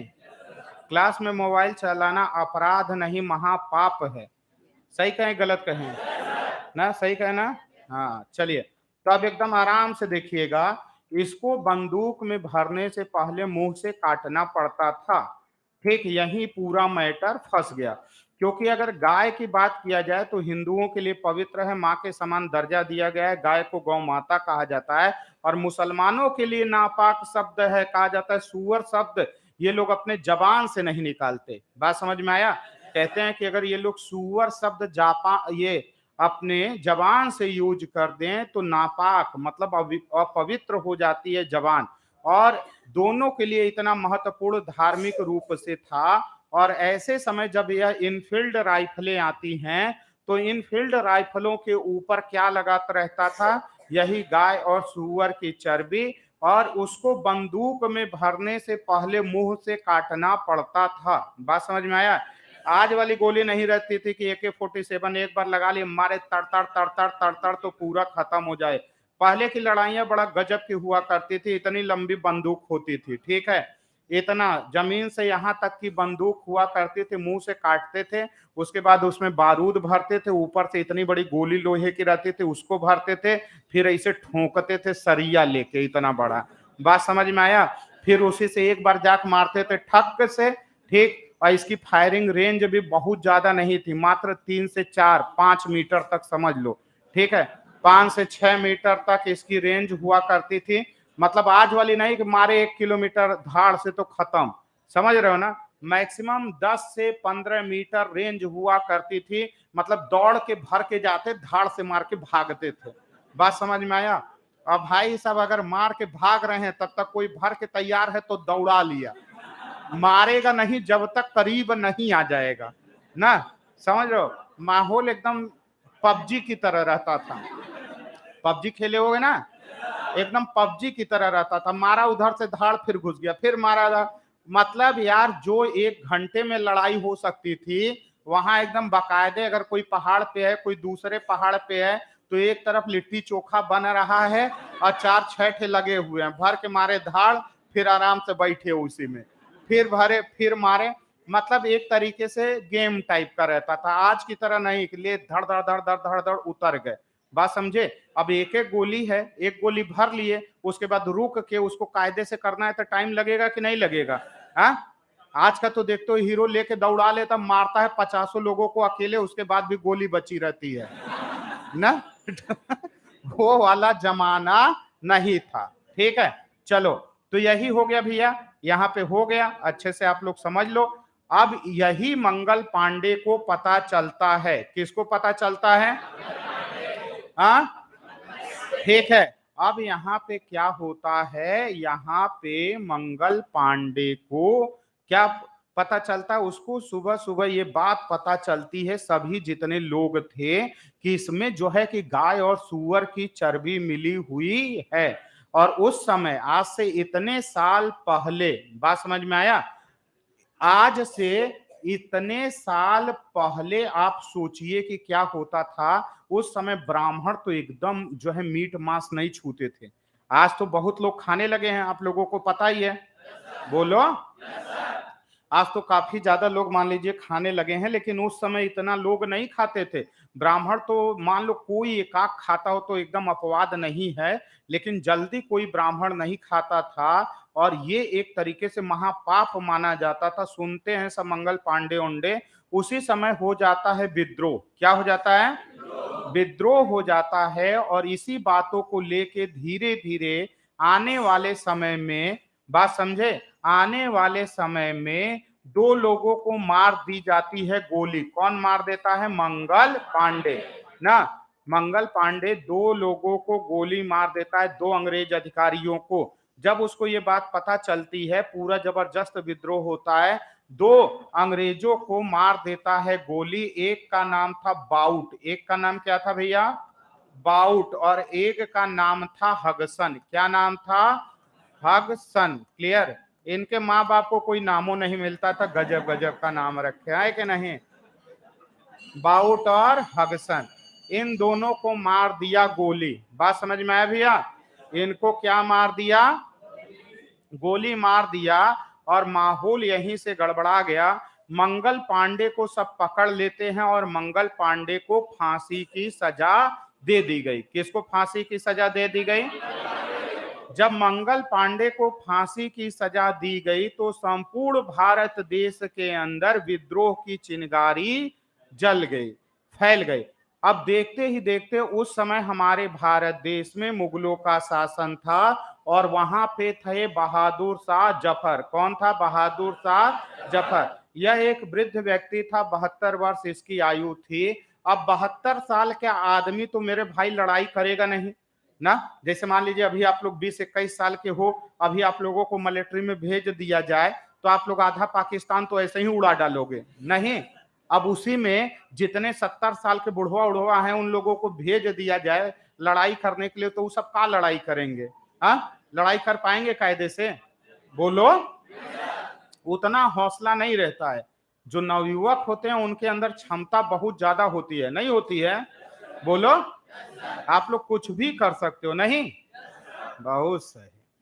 ठीक है, तो वही चीज यहाँ पे बता रहा है कि जब ये अभी तक जो है कि अंग्रेजों ने मेरठ की तरफ कुदृष्टि नहीं डाली थी, लेकिन अब अंग्रेजों ने जब मेरठ की तरफ कुदृष्टि डाली, यानी मेरठ को, ठीक है, मेरठ को, सतारा को, झांसी को, इन लोगों ने व्यक्तिगत हड़प नीति के अंतर्गत, किसके अंतर्गत? इन लोगों ने देखते ही देखते कई राज्यों को अपने राज्य में मिलाया। जैसे रानी लक्ष्मीबाई, उनका एक दत्तक पुत्र था, इन्होंने दत्तक पुत्र मानने से इनकार कर दिया और कहा कि जिस राजा और रानी का लड़का नहीं होगा उसकी सारी प्रॉपर्टी किसके हाथ में चली जाएगी? अंग्रेजों के। तो इसका जबरदस्त तरीके से विद्रोह हुआ था। तो उस समय इसका जो सबसे बड़ा तात्कालिक कारण था वह तो गाय और सूअर की चर्बी। बात समझ में आया? बोलो यार ना। अब यहाँ पे जो है कि उस समय तो तात्कालिक कारण था गाय और सूअर की चर्बी। लेकिन इसके पीछे अगर देखा जाए तो एक बहुत बड़ा दिनों का असंतोष था। जैसे गरीबों के ऊपर अत्याचार हो रहा था, किसानों के ऊपर ज्यादा से ज्यादा टैक्स लग रहा था, किसानों के ऊपर ज्यादा से ज्यादा टैक्स लग रहा था। अभी तक जो हमारे भारत देश का पढ़ा लिखा, इधर देखिए मुस्कुराइए हमको देख के, और किसी को नहीं, ठीक है, भले देखने में अच्छे न लगे फिर भी मुस्कुराइए, महसूस करिए। चलिए आप इधर देखिए कहाँ पे थे। जैसे पढ़ा लिखा वर्ग ना, जैसे उस समय मुगलों के समय में जो पढ़ा लिखा वर्ग था वह क्या था, वह काफी हद तक जो पढ़ा लिखा वर्ग था मुगलों के दरबार में काम करता था। अभी मैंने बताया कि अंग्रेजों का साम्राज्य धीरे धीरे बढ़ रहा है। किसका साम्राज्य? तो जहां जहां अंग्रेजों का शासन हुआ वहां अंग्रेज अधिकारी नियुक्त हो गए, सब कुछ नियुक्त हो गया। तो भारत का एक पढ़ा लिखा जो बहुत बड़ा वर्ग था उनकी भी नौकरी जा चुकी थी। किसानों के ऊपर अत्याचार, व्यापारियों के ऊपर अत्याचार, पढ़े लिखे वर्ग के ऊपर अत्याचार, महिलाओं के ऊपर अत्याचार, चारों तरफ त्राहिमाम था। और उसी समय अंग्रेजों ने जब मेरठ की तरफ रुख किया तो मेरठ के 80,000 जवान, बात समझ में आया? बोलो यार, समझ में आ रहा है? ऑनलाइन वाले बच्चे बता दो एक बार, इन लोगों को तो समझ में आ रहा है। चलो अब देखना, ये 80,000 जो रणबांकुरे थे, अभी तक अंग्रेजों ने मेरठ की तरफ रुख नहीं किया था। किसने नहीं किया था? अभी तक अंग्रेजों ने मेरठ की तरफ रुख नहीं किया था। लेकिन अब अंग्रेजों ने कुदृष्टि डाली मेरठ की तरफ। किसकी तरफ डाला? अब अंग्रेजों ने जैसे ही, ठीक है, अब अंग्रेजों ने जैसे ही कुदृष्टि डाली, बात समझ में आया? अब अंग्रेजों ने जैसे ही कुदृष्टि मेरठ की तरफ डाली तो जो 80,000 रणबांकुरे थे मेरठ के जवान, उनके अंदर विद्रोह जाग गया। बात समझ में आया? उन्होंने विद्रोह का बिगुल बजा दिया, क्योंकि अभी तक जो ये 80,000 नवयुवक थे वह अंग्रेजों की सेना में शामिल थे और अंग्रेजों के साथ कंधे से कंधा मिला के चल रहे थे। लेकिन जब उनको लगा ना, जब उनको लगा कि अब बारी हमारे अपने घर की है, मेरठ की है, तो उन 80,000 रणबांकुरों ने जो है कि विद्रोह का बिगुल बजा दिया। किसने विद्रोह का बिगुल बजा दिया? और देखते ही देखते जब ये लोग मेरठ से आगे बढ़ते हैं तो जितने भी बड़े बुजुर्ग, महिला, स्त्री, पुरुष, जितने भी लोग थे सब आपस में मिलना शुरू हो जाते हैं। जिसको जो मिला, हंसुआ, फरसा, खुरपी, बात समझ में आया? कुल्हाड़ी, डंडा, महिलाएं तो हंसुआ, बेलना, पांसुल कि आज मतलब काट के एकदम बर्बादे कर डालेंगे ना। ऐसा लगा कि आज अंग्रेजों को पकड़ के निरा देंगे भारत वाले, पूरा फरसा फरसा काट डालेंगे, इस तरीके का माहौल बन गया। लेकिन यह असफल हो गया। रीजन क्या था? जो केंद्रीकरण था, जो 72, ठीक है, जो 72,000, बात समझ में आया? जो 72,000 लोग थे, अरे सॉरी, जो 80,000 लोग थे, ये तो मूव किए। लेकिन अभी तक प्लान बन रहा था कि इस क्रांति का उदय होगा 1 महीने बाद। बात समझ में आया? ये हुआ था कि इस क्रांति को हम लोग 1 महीने के बाद करेंगे और सभी लोग एक साथ मिल के करेंगे। उसके लिए आप इतिहास में जाओगे तो काफी चीजें बताई जाएंगे कि गुलाब और रोटियों को घुमाए जाने का था, पूरा व्यवस्था बनाया गया था। लेकिन यह अटेंडम मंगल पांडे के फांसी के साथ ही जो आक्रोश था फूट के जगह जगह से संपूर्ण भारत देश में आना प्रारंभ हुआ। तो इसके असफलता, जब ये 80,000 रणबांकुरों की टोली पहुंचती है दिल्ली तो इनकी संख्या हो गई 1.5 लाख। कितना हो गया? बोलो भैया। जब 80,000 रणबांकुरों की टोली पहुंचती है, इनकी संख्या हो गई 1.5 लाख। और उस समय गद्दी पे बैठा था बहादुर शाह जफर। इसी को इन लोगों ने अपना नेता बनाया। आप कहोगे कि मुगलों को नेता बनाने की क्या जरूरत थी? तो मुगलों को नेता बनाने की ये जरूरत थी कि अंग्रेजों के आगमन से पहले भारत देश में मुगलों का शासन था। किसका शासन था? बोलो भैया। मुगलों का शासन था। अंग्रेजों के आगमन से पहले भारत में किसका शासन था? सभी बच्चे बोले। अंग्रेजों के आगमन से पहले भारत में मुगलों का शासन था, इसीलिए इन लोगों ने मुगल बादशाह को ही अपना नेता बनाया, क्योंकि बिना नेता के लड़ाई हो नहीं सकती। होगी बिना नेता की लड़ाई? बोलो भैया, बिना नेता के लड़ाई नहीं हो सकती। संपूर्ण भारत देश में विद्रोह की चिंगारी भड़की। आप देखोगे दिल्ली से बहादुर शाह जफर, दिल्ली से, बोलो यार, दिल्ली से बहादुर शाह जफर, इतनी बात समझ गए? दिल्ली से कौन था? बहादुर शाह जफर, ठीक है। अब इसके बाद सर एसएससी जेई फ्रेशर हूं, क्या ये पढ़ सकते हो? एकदम बिल्कुल, एसएससी जेई फ्रेशर ही सब बैठे हैं, ठीक है। अब इसके बाद जैसे ही हम लोग आगे बढ़ेंगे तो कहां पे आएंगे? देखते देखते आंदोलन भड़का। दिल्ली से बहादुर शाह जफर, लखनऊ से बेगम हजरत महल, इलाहाबाद से लियाकत अली, कानपुर से नाना साहब और बिहार से कुंवर अजय सिंह। जबरदस्त तरीके से आंदोलन हुआ, लेकिन इस आंदोलन को अंग्रेजों ने जबरदस्त तरीके से कुचल के रख दिया। किसने कुचल के रख दिया? बोलो भैया ना। अंग्रेजों ने इस आंदोलन को जबरदस्त तरीके से कुचल के रख दिया। 50-50 लोगों को तोप के गोलों के सामने बांध के उड़ा दिया। आप उस दर्द को नहीं समझ सकते। बात समझ में आया? आपको समझ में आ रहा है कि 50 लोगों को तोप के गोलों के सामने बांध के उड़ा दिया गया, क्या दर्द रहा होगा? समझ पा रहे हो? नहीं समझ पा रहे हो? ऐसे समझोगे कि अभी मैं किसी को खड़ा करूं, हम कल जो पढ़ाए थे याद करके आए हो, वो कहे नहीं याद नहीं है, निकाले गोली मारे, धाड़ धाड़ 4-5 गोली उसको मारे, और उसके बाद अगल बगल वालों की तरफ देखें, तब समझोगे कि क्या माहौल था। कल कोई आएगा? अभी एकदम ताजा ताजा फीस जमा की हो, लेकिन कल कोई आएगा? बोलो, इस बैच में कोई आएगा? किसी बैच में कोई आएगा? नहीं। यहाँ 6000 लड़के हैं, किसी बैच में कल कोई नहीं आएगा। अच्छा ये बताओ, क्या टेक्निकल पढ़ने आएगा? कुछ भी नहीं पढ़ने आएगा। कहेगा कि हो सकता है टेक्निकल की क्लास लगी हो, बीच में जीएस लग जाए, है कि नहीं? अब यहां से भागेगा तुरंत, कहां भागेगा? इलाहाबाद में भी नहीं रुकेगा, भागेगा घर।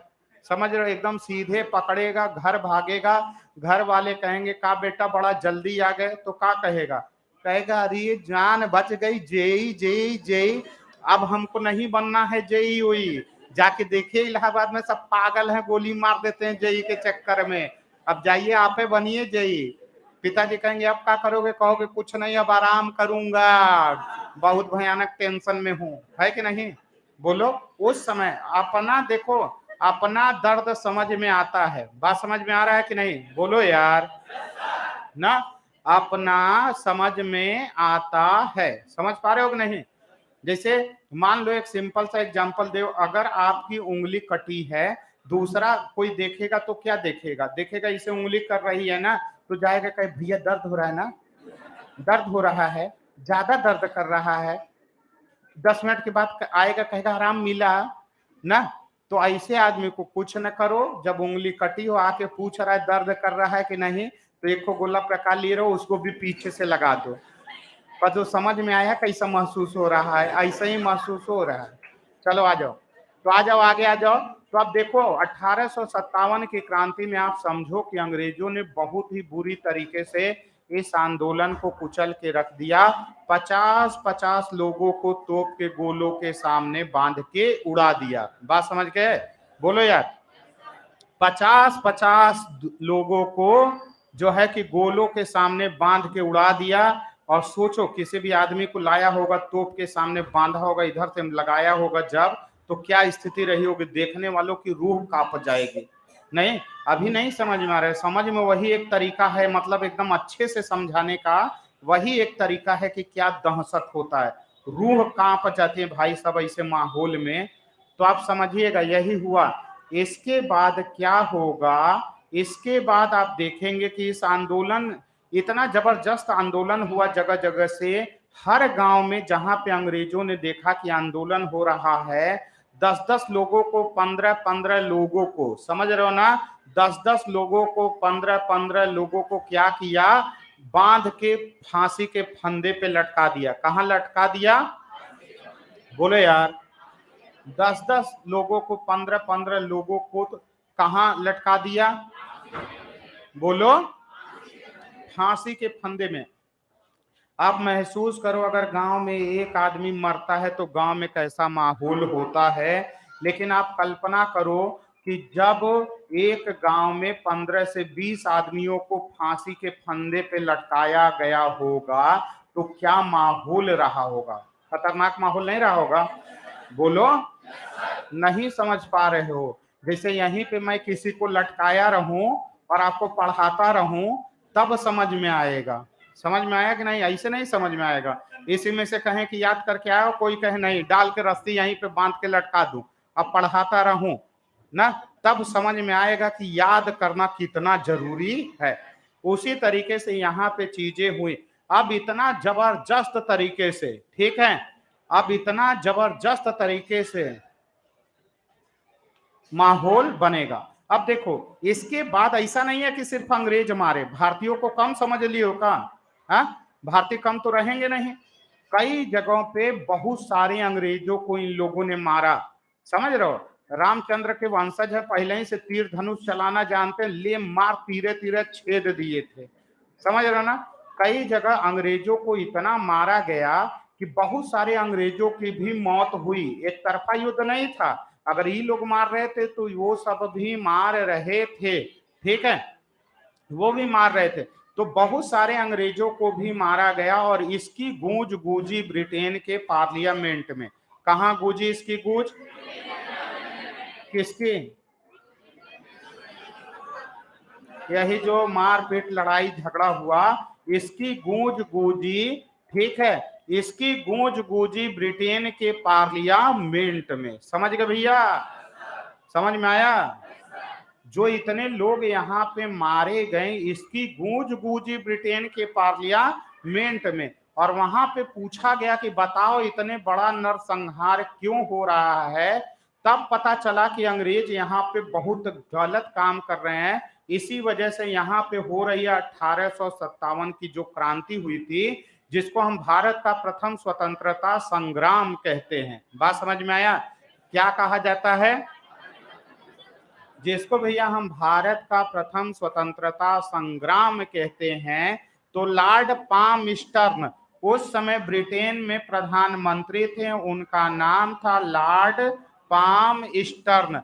और इन्हीं के कहने पे, लॉर्ड पामस्टर्न के कहने पे एक अधिनियम बनाया जाएगा, लेकिन वह उस समय लागू नहीं हो पाया। लॉर्ड पामस्टर्न के कहने पे एक अधिनियम लाना था, लेकिन उस समय नहीं लागू हुआ 1857 में। इसी के एक साल के बाद, बात समझ में आया? ऑनलाइन वाले बच्चे बताओ, मजा आ रहा है कि नहीं यार? इन लोगों को, आप लोगों को मजा आ रहा है ना? बस मजे ले रहे हो कि पढ़ू रहे हो? चलो, तो अब इधर आ जाओ। ये है लॉर्ड पामस्टर्न। लॉर्ड पामस्टर्न के कहने पे अगला अधिनियम आएगा, इसे हम कहेंगे 1858 का अधिनियम। कौन सा अधिनियम भैया? 1858 का अधिनियम के नाम से जाना जाएगा। समझिएगा, 1858 का अधिनियम। देखो, ठीक है, 1858 का अधिनियम। चलिए, स्वतंत्रता शिवम, ठीक है, विकास विपिन शिवम, क्रेजी माशा अल्लाह, क्या नाम रखे हो भाई, ठीक है। चलिए, तो अब हम लोग आगे बढ़ेंगे। जैसे ही आगे बढ़ेंगे, अब हम देखेंगे 1858 का अधिनियम। कौन सा अधिनियम भैया? पीछे में बच्चे इधर एक्टिवेट रहो यार। कौन सा अधिनियम देख रहे हैं हम लोग? 1858 का अधिनियम। देखो भैया, इसे act for the best government of India के नाम से जाना जाता है।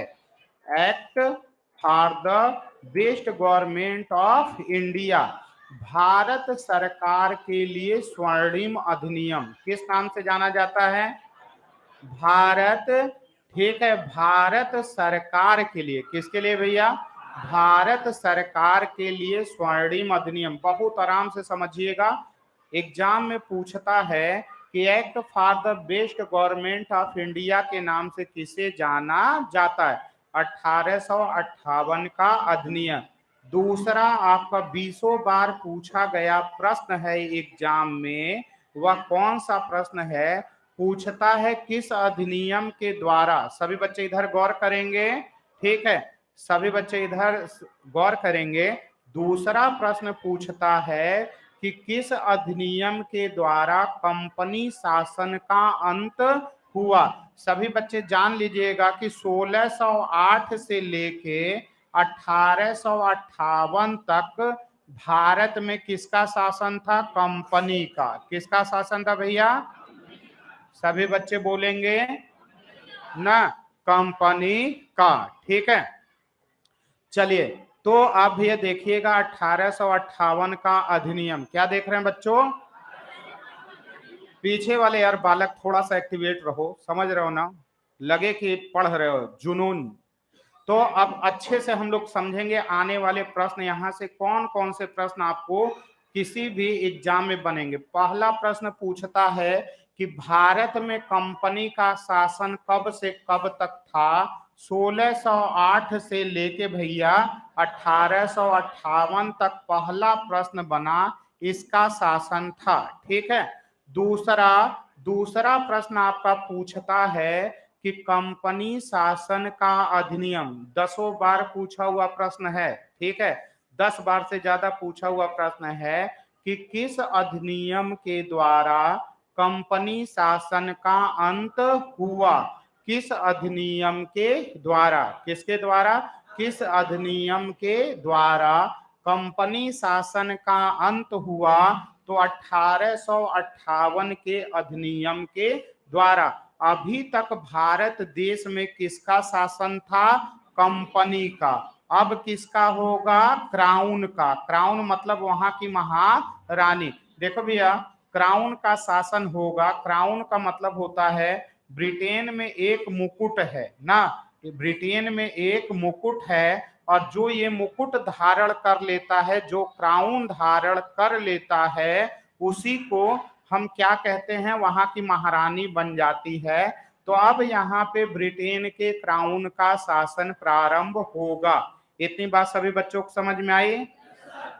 अभी तक भारत में किसका शासन था? कंपनी का। अब किसका शासन होगा? ब्रिटेन की महारानी का। किसका भैया? ब्रिटेन की महारानी का। इतनी बात सभी बच्चों को समझ में आई? बोलो ना, ब्रिटेन की महारानी का। अब भारत के जो पढ़े लिखे लोग थे, इन लोगों को लगा कि अब कुछ बदलाव होगा, अब हमारे भारत देश में कुछ बदलाव होगा। इतनी बात समझ में आया भैया? अब भारत में लोगों को लगा कि अब भारत में कुछ बदलाव होगा, लेकिन यह भी एक छलावा निकला। जैसे लोगों को लगा कि अभी तक कंपनी का शासन था, अब दिमाग में आया कि यार ब्रिटेन की महारानी का शासन होगा तो कुछ तो अच्छा होगा। बोलो भाई, वेरी गुड। तो अब यहाँ ब्रिटेन के क्राउन का शासन होगा, लेकिन कुछ बदलाव नहीं हुआ। अच्छा, अब गवर्नर जनरल को वायसराय कहा जाएगा। क्या कहा जाएगा? वायसराय ना। अब गवर्नर जनरल को क्या कहा जाएगा? वायसराय। ठीक भैया, सभी बच्चे एकदम आराम से। अच्छा, सविता प्रजापति पूछ रही है कि इस समय महारानी कौन था? तो बेटा, इस समय महारानी का जो नाम था, महारानी विक्टोरिया। क्या नाम था? इनका नाम था महारानी विक्टोरिया के नाम से जाना जाता है ना, जाना जाता है। इतनी बात समझ में आया? बोलो हाँ। चलिए, तो याद रखिएगा सभी बच्चे, 1858 में किस महारानी का शासन है? सभी बच्चे नहीं बोल रहे हैं। महारानी। समझ में आया? 1858 में ब्रिटेन में महारानी विक्टोरिया का शासन था। अब गवर्नर जनरल को क्या कहा जाएगा? वायसराय। क्या कहा जाएगा? अब गवर्नर जनरल को कहा जाएगा वायसराय, और भारत का पहला वायसराय बना लॉर्ड कैनिंग। कौन बना? सभी बच्चे याद रखिएगा, लॉर्ड कैनिंग, भूलना नहीं बच्चों ना। अगर पूछा जाएगा कि भारत का प्रथम वायसराय कौन था, भारत का प्रथम गवर्नर जनरल कौन था? हाँ, लॉर्ड विलियम बेंटिक। सभी को याद है? बोलो कौन था? Lord William Bentinck. भारत का प्रथम वायसराय कौन था? Lord Canning. क्या नाम था? Lord Canning. चलिए, तो अब इसके बाद हम देखेंगे लॉर्ड कैनिंग क्या हो जाएगा। लॉर्ड कैनिंग हो जाएगा हमारा वायसराय। लॉर्ड कैनिंग क्या हो जाएगा बच्चों? अब आपको एक ऐसी चीज बताने वाला हूं जो आपको कभी जल्दी किताबों में नहीं मिलती है, लड़का हमेशा कंफ्यूजन का शिकार होता है, तो बहुत गजब का चीज बताने वाला हूं। ठीक है, यूपी ट्रिपल एससी जेई का एग्जाम कब है सर? ठीक है बेटा, जहां आप हो बच्चे वहीं पे मैं भी हूं। ठीक है, चाहते तो हम भी हैं कि तुरंत हो जाए, लेकिन अभी मेरे पास कोई सूचना नहीं है। अच्छा समझिएगा सभी बच्चे आराम से, एक गजब का कॉन्सेप्ट देने जा रहा हूं जो किताबों में आपको कभी नहीं मिलेगा। अभी मैंने तुरंत बताया कि गवर्नर जनरल को क्या कहा जाएगा? वायसराय। पीछे वायसराय। लेकिन इसके भी आगे आप लोगों को लिखा हुआ मिलेगा। बात समझ में आया? हाँ बिल्कुल, लॉर्ड नाम इंग्लिश होता है। अब अच्छे तरीके से समझिएगा कि यहाँ पे जो गवर्नर जनरल है वो पद समाप्त नहीं होगा। वो पद समाप्त नहीं होगा जब वह कंपनी के लिए काम करेगा। किसके लिए काम करेगा? बोलो। अगर जब वह कंपनी के लिए काम करेगा, अगर कंपनी के लिए काम करेगा तो ऐसे कंडीशन में उसको हम कहेंगे गवर्नर जनरल। क्या कहेंगे भैया? गवर्नर जनरल के नाम से जाना जाता है। जब वह कंपनी के लिए काम करेगा तो क्या कहलाएगा?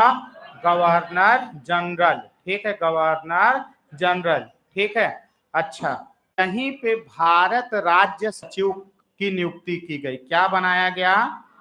भारत राज्य सचिव ना भैया। क्या बनेगा? भारत राज्य सचिव।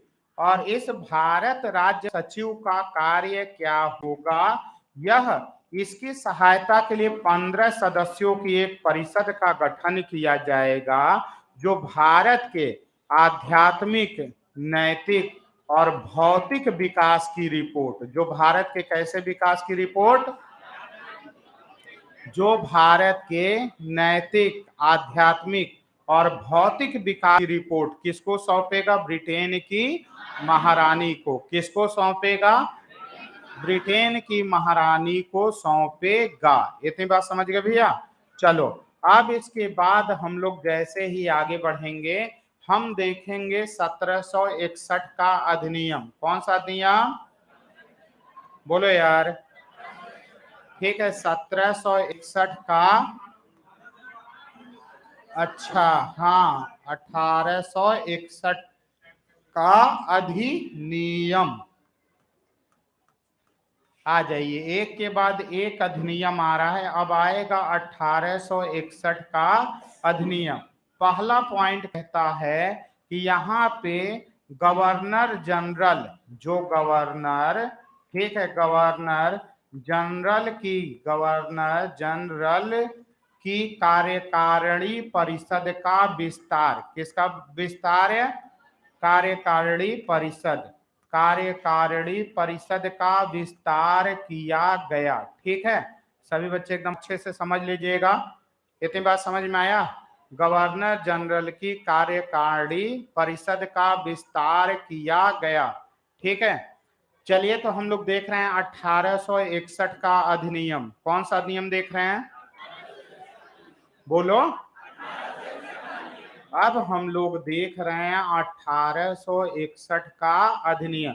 देखो भैया, यहाँ कहता है गवर्नर जनरल की कार्यकारिणी परिषद का विस्तार किया गया। दूसरा पॉइंट बताता है यहाँ पे विभागीय प्रणाली की शुरुआत। किसकी शुरुआत हो गई? यहाँ पे विभागीय प्रणाली का प्रारंभ हुआ, प्रारंभ ना। अब आप जान रहे हो तरह तरह के विभाग होते हैं, आप जान रहे हो कि नहीं? तरह तरह के विभाग हैं। पहले क्या होता था, गवर्नर जनरल अकेले सब कुछ देखता था। समझिएगा, पहले ये तरह तरह के विभाग नहीं हुआ करते थे। ठीक है, बात समझ पा रहे हैं? पहले क्या होता था कि तरह तरह के विभाग नहीं हुआ करते थे। पहले अकेले हुआ करता था गवर्नर जनरल। कौन हुआ करता था? बोलो। पहले अकेले होता था गवर्नर जनरल।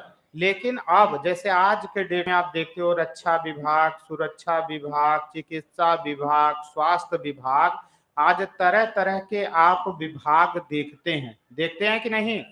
बोलिए।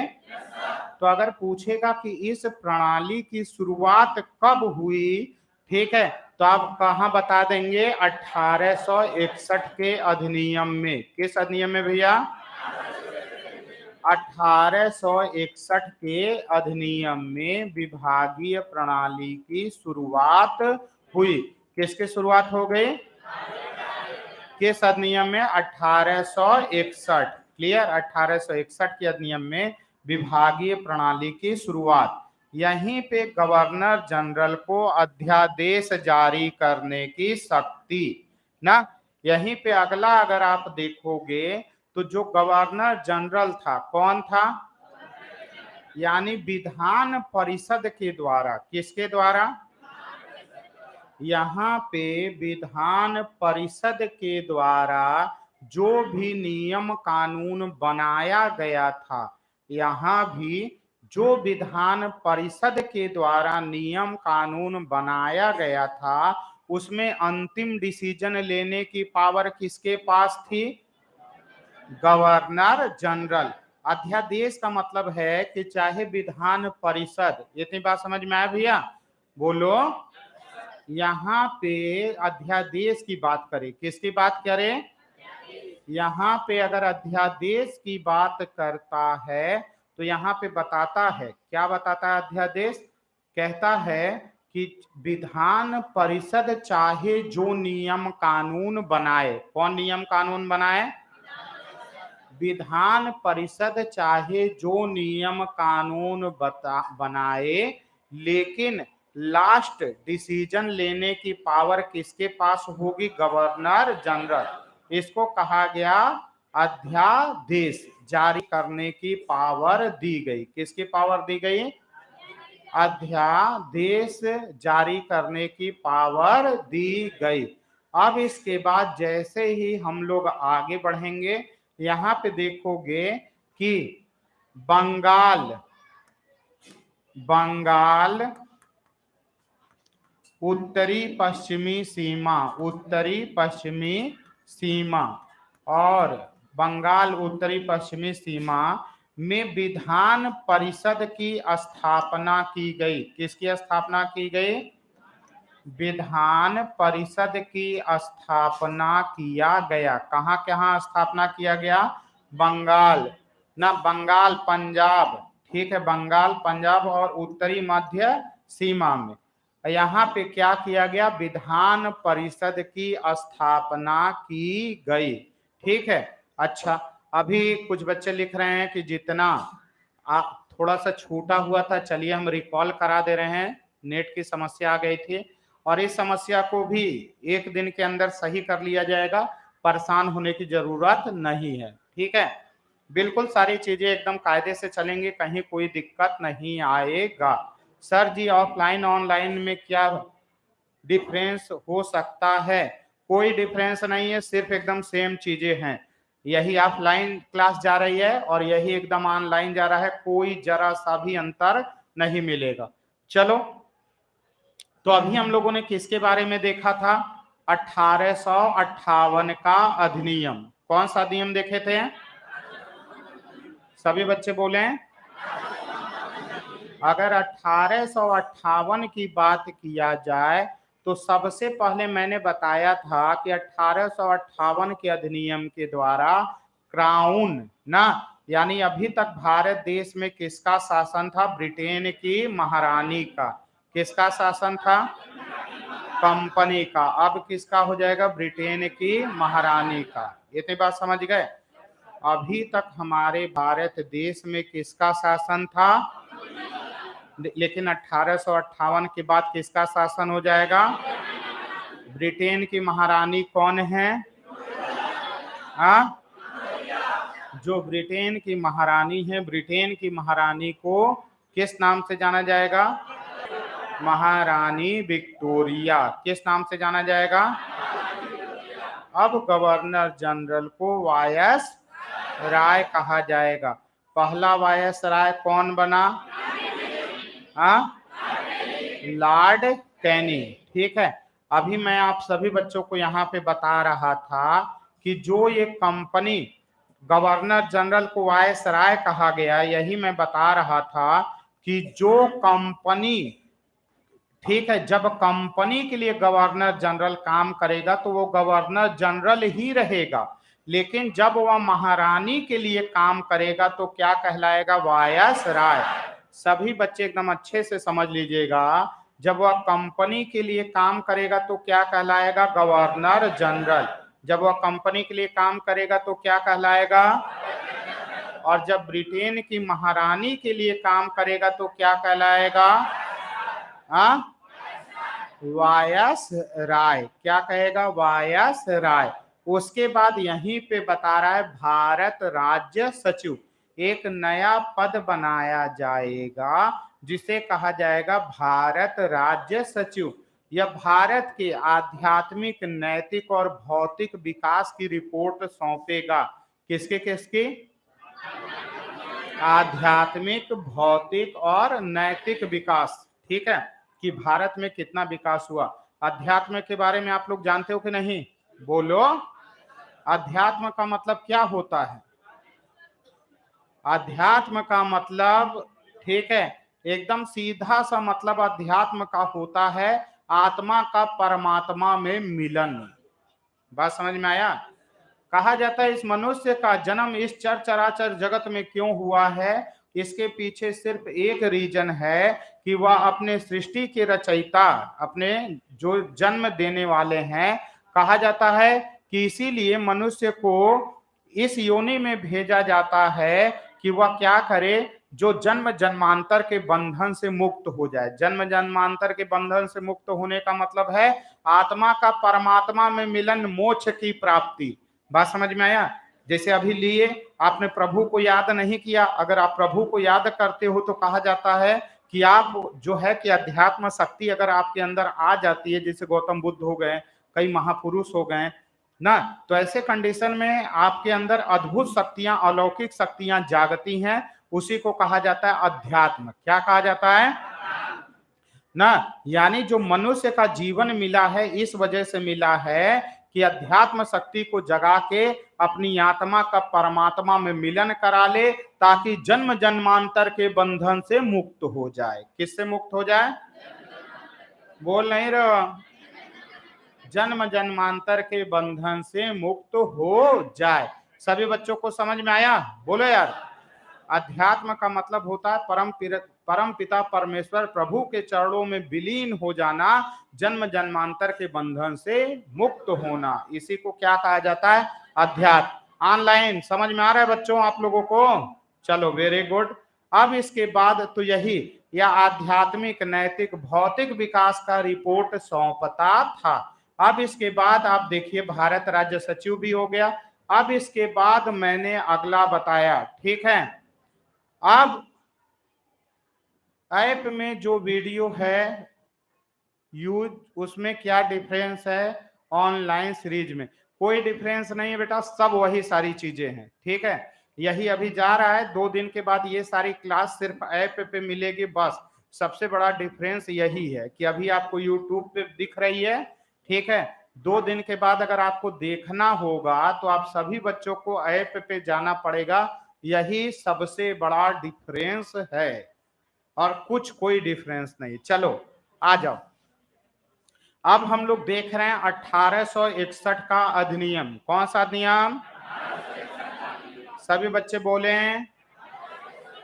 1861 का नियम। पहला कहता है गवर्नर जनरल की कार्यकारिणी परिषद का विस्तार, यानी जो गवर्नर जनरल को सहायता देने के लिए लोगों की संख्या होगी उसमें और ज्यादा बढ़ोतरी की जाएगी। दूसरा कहता है विभागीय प्रणाली का प्रारंभ किया गया। किसका प्रारंभ किया गया? सभी बच्चे बोले। देखो भैया, अभी तक सिर्फ एक गवर्नर जनरल था, वही सारी चीजों को संभालता था। अभी तक एक गवर्नर जनरल था, वही सारी चीजों को संभालता था। लेकिन अब यहाँ तरह तरह के विभाग बनेंगे, जैसे रक्षा विभाग, सुरक्षा विभाग, चिकित्सा विभाग, स्वास्थ्य विभाग, वन विभाग। ये जो विभागीय प्रणाली आई वह किसकी देन है? 1861। किसकी देन है भैया? अगला कहता है यहाँ पे अध्यादेश जारी करने की शक्ति दी गई। किसकी शक्ति दी गई?